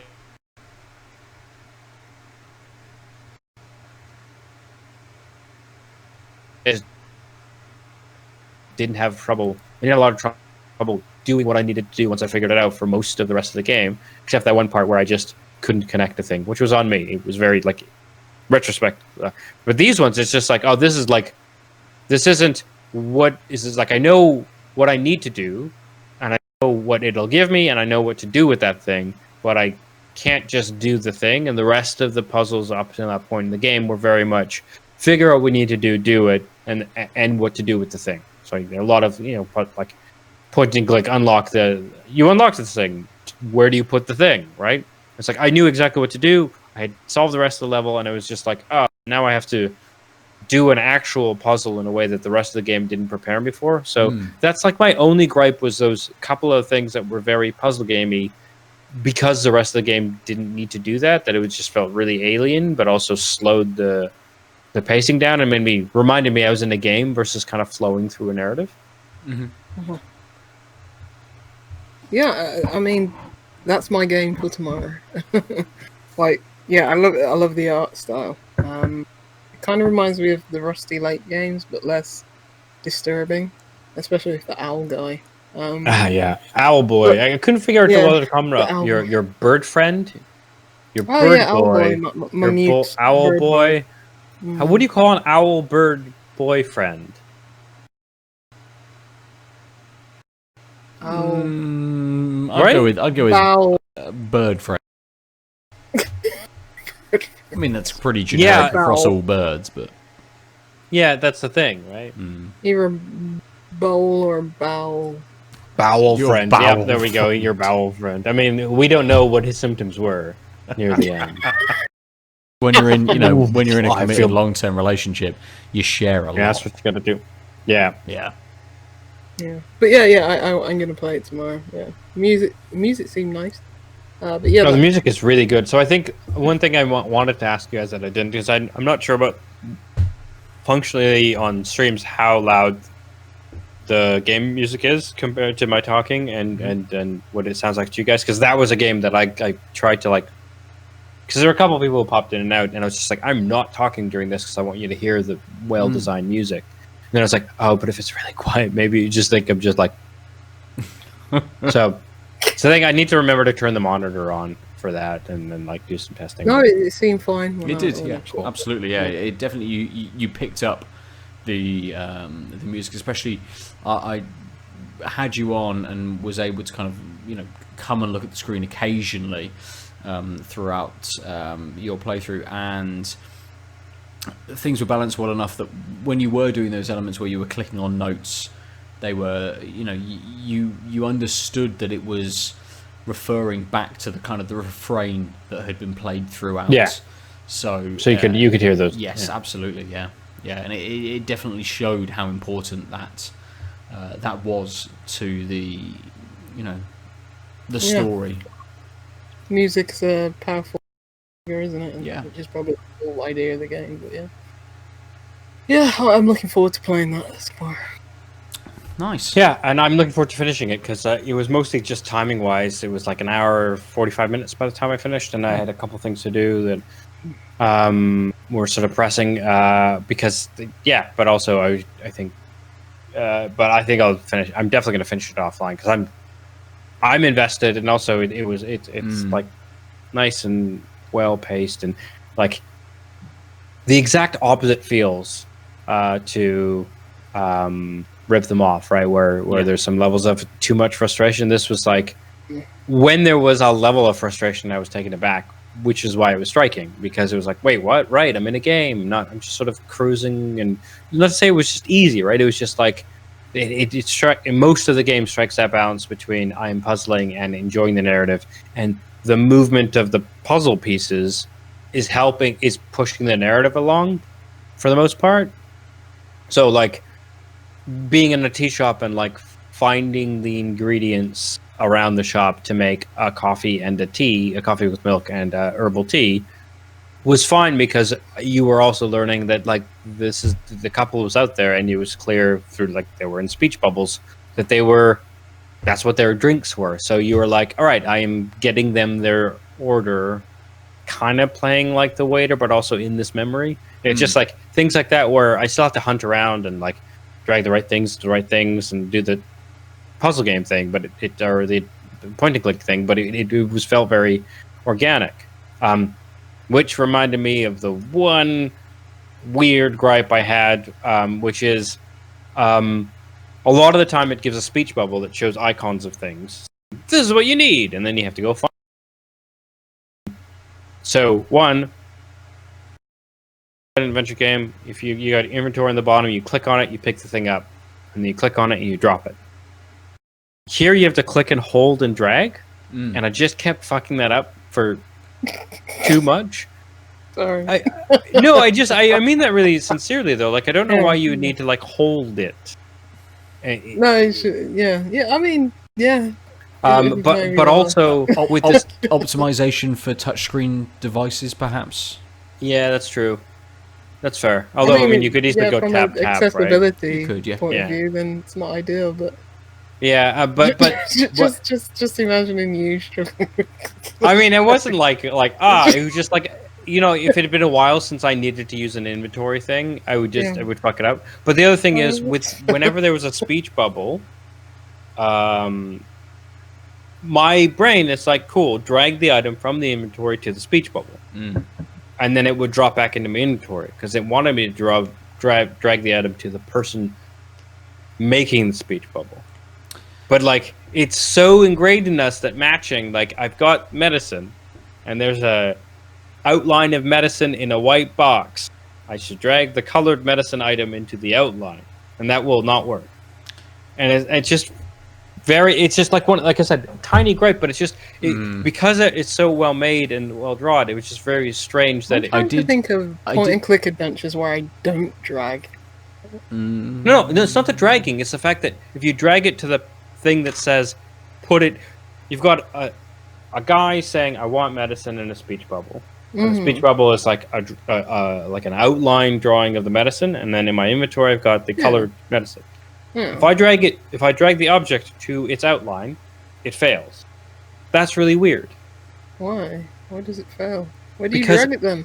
You're supposed to drag it to the man, not the man's speech bubble. That's what I'm saying. Sorry. Okay, I get you. I think there's a scaling issue there in that the items, and this is part of what I caught of you playing, and seeing that the size of the item in your inventory is the same size as the item within the speech bubble, so it does look like you should just put it directly on top of the outline of the item, or the pen drawn outlines of that item. Yeah, absolutely. It does make it appear that should be the solution, rather than giving it to the character. And then, and the other thing is, the outlines are very pretty, but like sometimes they're misleading. I think it's because they are the same size as the objects you drag around. So every time it asks for medicine, it's going to have a picture of like 2 medicine bottles beside each other.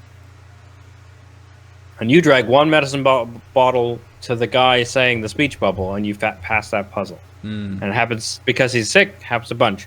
But like even when I did it a couple times, I'm still like, 2 bottles. Yes, it wants 2 things. It's a thing saying these, and then in other drawings, it's visually giving you, isn't it? Yeah. And so in other drawings, like when you were making the tea, I made a bad batch of tea because it had a set of leaves here, a flower, and a set of leaves here, and they were all sort of roundish. And I was like, and they were different sizes, scalarly, in the like outline drawing. So then I went and I'm like, okay, I've got the flower into the pot, got round leaves. Oh, there was another set of leaves. There's only one other leafy thing. Put it in, dead thing. No, it didn't work. And then I just did round leaves, flower, poured it out, made the tea. And again, it's not one of those things where the outline just screams in the UI, like it's screaming to you, get these things. And so if you've got if it's the same leaf at different scales, it's telling you, like the UI is triggering your brain to be like 2 things. But actually it was a very simple herbal tea, but because there were different sizes, because aesthetically it looked nice, presumably, just like 2 things of pills, one with a cap off or whatever, just looks nicer as a stock diagram you're going to see several times in the game, but it really doesn't work. Especially, I'm glad you picked that up, Ben, that it's the fact that for most of the time when you're dragging these things, they are scalar. They like have on 1-to-1 matching, so it really feels like you are filling in the outline drawing. Yes. Versus the outline drawing is saying, give this person a thing.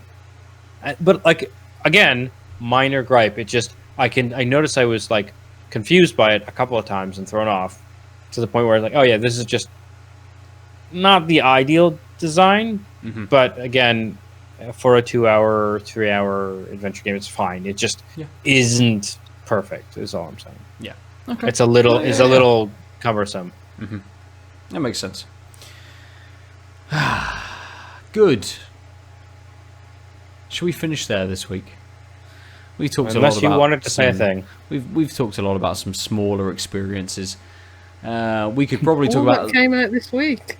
We're up to date. We are. We're current. Hip. We are down with the kids. I also fucking played games. This is what happens when I play games. I just make sure that there's no room for Ben. That's fine. I was going to talk about, as I say, Call of Duty. Corpo 1 buying Corpo 2. Oh no, yeah, Call of Duty. I did play Call of Duty. Fucking hell. That's what I was thinking. I was racking my brain thinking, I played another game. I'm sure I played another game. All night. I can't, mate. I haven't. I was gonna say. I think when Ben cues us to wrap up without like any like should we from us, it means he doesn't have time. Well, I think I could safely say that Call of Duty Sounds like Ben himself has the Call of Duty. Yay! Call of Duty Black Ops Cold War.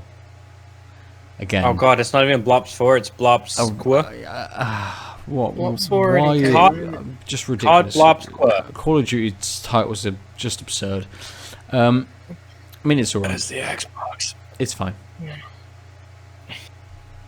It's Call of Duty. I'm gonna get Call of Duty. What is it? Call of Duty Cold Black Ops War, Cold Black War. Ops on my Xbox One Series X, Y, Z. Yep.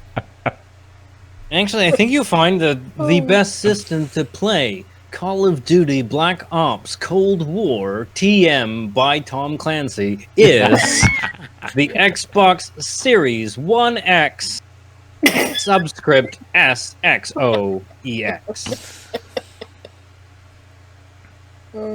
That's it. Production number 479258. TM. Oh, Good. No. Yeah, it's more. Oh, sorry. Actually, I take that back. It's the discless. Yeah.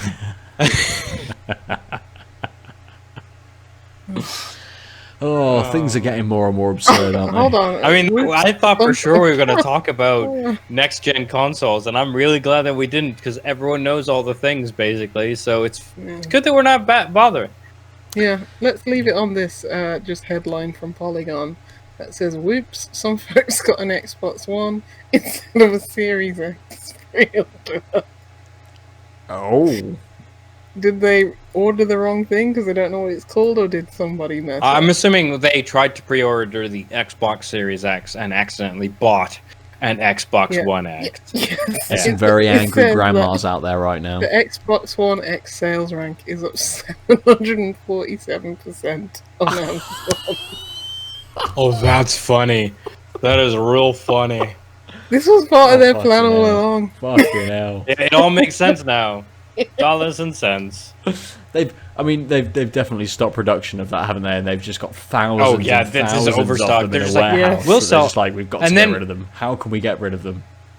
It's like, well, don't worry. When people get the wrong thing, it'll still play all the games, just not as well. They won't even notice because all of this is a sham anyway. Because no one has an 8K 120 hertz screen, so who cares?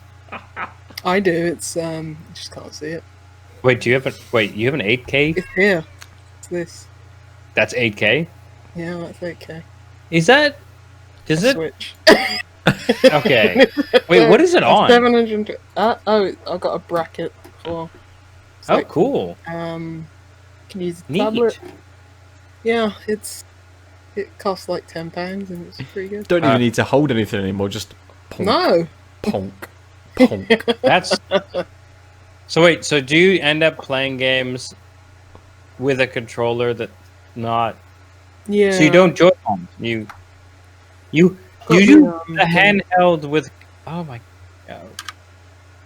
I don't often do that, but for the last couple of days, dock it, right? Huh? Do you still dock it ever? No. For our audio listeners, Only when I'm playing like Ring Fit. Lucy's got a switch in a bracket. Yeah. That's clearly, Lucy has like a table-mounted one. Has it got a little vice grip on a table, a clamp? Yeah. Yeah, a little vice, a little clamp. The clamps. Sorry, Futurama. Futurama, yeah. Clamps. That was good. I've got mob robot, wasn't it? Yeah, I've got both my Matt Groening quotes in for the day. We were wrapping up, weren't we? Before I was like, "Hey, Lucy, tell me about that thing in your background." Let's finish. Let's finish. We've covered all of the smaller games that released this week that we have played. We're not going to talk about Xbox and Bethesda because what an absurd thing to actually happen. Let's talk about. Wait, you don't have to worry about playing next week 2 before the 31st. Yeah, next week we'll talk all about the upcoming remaster of Skyrim for the Xbox Series X. Only unavailable on the PlayStation 5. Available on every electronic device you can possibly think of, except the PlayStation 5. Yeah, it won't even backwards compatibility. Exactly. It's on your pacemaker. Just live it. That's it. You go for your operation, and then when you wake up, you're in the cart, just about to go on your adventure. If you miss time of Fusrada, you actually have a heart attack. It's no good. Right, beers. Let's talk about beers. I had 2 this evening, as we all did. One from Pipeline, which was Forgotten Dreams, Double R helped IPA. I also had Odyssey Brewing Company, Return of the Boom Bap. Both were good. Both were really good beers that I would have again. I think I'm gonna give it to Odyssey this week, just because it kind of gave me more in the flavour. So yes, the double dry hopped IPA gave me a little bit of fruit. It kind of was doing a few nice things and had a lovely sort of a piney kind of finish to it. Felt very much more of a sort of a session beer, I think, than it was. The Odyssey was just a cacophony of flavours, loads and loads of fruit in there, lovely mouthfeel to it as well. Just a really well-made beer that kind of gave me a lot. And it's like it's a what is it, 8.5%. So it kind of presents itself as that as well. It's like there's alcohol in this. Here is that as part of the flavour as well. We're not hiding that. Here it is. So I think that sort of sticks out for me this week. I would definitely drink both again. Absolutely. I think I'd definitely both look out for both of them again. So if I went into someone I can see either of them on tap, I know I would reach for either of these beers, definitely. But the Odyssey, I think, just picks it for me. Lucy. Nice. How about you? Yeah. The Sky Above, I mean, it's from LHG, it's session strength beer. It's meant to be lighter in flavour, body, texture and everything. So, yeah, it's a nice beer, but it's really no contest this week. Like, Overtone, it's a bigger beer. It's got bigger flavours. It's fuller. It's got more of a balance between, like, fruitiness and pininess and bitterness. So, yeah, the Lotus Oat Cream NEIPA definitely wins it this week for me. Nice. Just a all-round good beer, well balanced, and not too full and creamy for those oats and lactose on top of that. So, yeah, clear winner. Good. Aadil, 2 stouts. Yep. 2 supermarket stouts. That's actually surprisingly close, I would say. I really liked both of them. For very different reasons. The 6.6% Brew York Vocation chocolate caramel stout is just very drinkable, but nuanced. So you are getting those chocolate caramel stout notes. It's thin enough that you can drink it at a pace. So if you're a fan of stouts, this is a stout you could start the night with. Slash just I was going to say session, but I think that makes me an alcoholic if I say 6.6% is a session. I think it is. But it's again, the don't be thrown off by the chocolate caramel stout. It is sweet, but it's not boisterously so. Just it's a very solid beer. But I'm going to give the night to the Norse Star, Northern Monk, and Lervig collab, which probably could have guessed just based on like looking at the collabs and my tastes, but that 9% really does fill in a lot, and it's so well done. Again, the vanilla, cacao, and almond just fit perfectly within the taste curve. I would seek this out again. I really like this beer. At 9%, doesn't taste it except for that thick viscousness and that like stoutness, but it's not like a in-your-face stout. The maltiness is just strong enough with a slight roasted note to just meld really well with the vanilla, cacao, and almonds. It's just a well-rounded beer. Nice. And one you could easily have a couple in a row, but that's maybe the problem because it's a 9. But yeah, I'm curious, Ben, you had both as well, right? Yes, I have had both. I think I would also pick the Norse Star, only because I think is it something Temptation What was it called? The Vocation one? Sweet Temptation. Sorry, I think I forgot to call it. Yes, well, and it's strange that I forget that. I forget the name because I think towards the end of the beer it did start to feel a little bit sickly, a little bit sort of, that flavour does retain really well. You don't kind of get accustomed to that. It remains very sweet throughout, and I think it kind of maybe the final sort of quarter when I had one started to feel a little bit sickly, a little bit too sort of sweet. I'm like, I'm kind of done with this flavour now. Maybe if it had been a 330ml can, that would have been perfect, I think. And can I say a thing? Yes, of course. Yes. I actually think it's the fact that they low-key just didn't tell you there's lactose in it. Like if this was called the Sweet Temptation Milk Stout, I think you wouldn't have as strong a complaint that way, because you would have been prepped for, hey, this is going to be a 6.6% chocolatey, like kids' favorite drink because it's technically milk, right? Like it, and it's not super sweet, but you're right. Just like chocolate milk.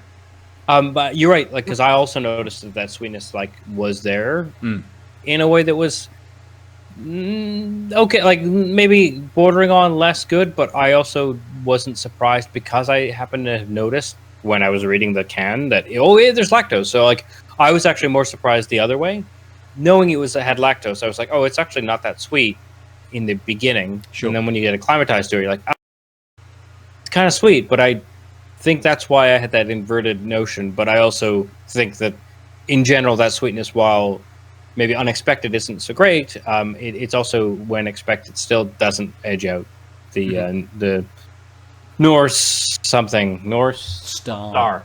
Yeah, God, I'm bad at memory. Not great for point and click games. I had a notepad.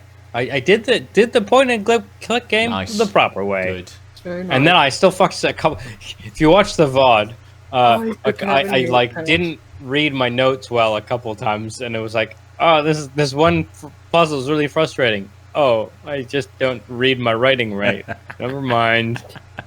Well, I'd be dumb. What a good place to finish. Aadil, if people would like to tell you how to correctly take down notation for point and click adventure games, how do they do so? I can go to fucking hell. I don't need no advice.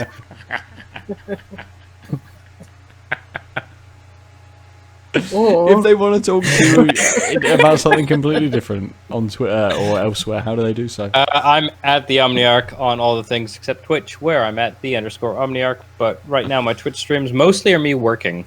So if you'd like to if you work at home and want to have more structure in your workday, follow me at the _Omniarch, because at least 3 days a week I'm just gonna work with you. And I do Pomodoro, so there'll be a timer on screen, but also on the break times, I'm happy to talk about work goals, etc., whatever. Yeah, that's my experiment. It's still going well, if only because it gets me working, but also people stumble by and stick around, which is wild. Nice. Started playing music. We'll see how that goes. Lucy liked it, and she was the only one around, and I was listening to it anyway. So, but yeah, I think in the future I might do like straw polls to be like silent sessions or not. But that's the degree of I'm committed to working online and happy to have other people work with me, because I'm finally getting shit done. It's totally selfish. Yeah, that's good. It's good. You've got to do what you got to do. Absolutely. Lucy, if people want to talk to you, they want to tell you their stories about hugging their grubs and things, how do they do so? Yes. Hugging their grubs. That's definitely a euphemism somebody's used before. It's Juicy Loose 9 everywhere, I believe. Good. Yeah. We are all Tanked Up Cast on Instagram, on Twitter. I'm at Nova_47. Go to outoflives.net. Go to the Out of Lives Network YouTube page. Go to the Twitch to see Aadil and occasionally some other people playing some games. I think that's all of the places, that's all of the things, that's everything we can push and publish and do and say. Yeah. Like, follow, subscribe on the things like the YouTube and the thing and the Twitch. Oh yeah. those as well. Good. Tell us about the beers you've been enjoying or the games that you've been playing as well. We'll probably see you next week. But for this week, we've been tanked up. Bye-bye. Good night, everyone. Bye.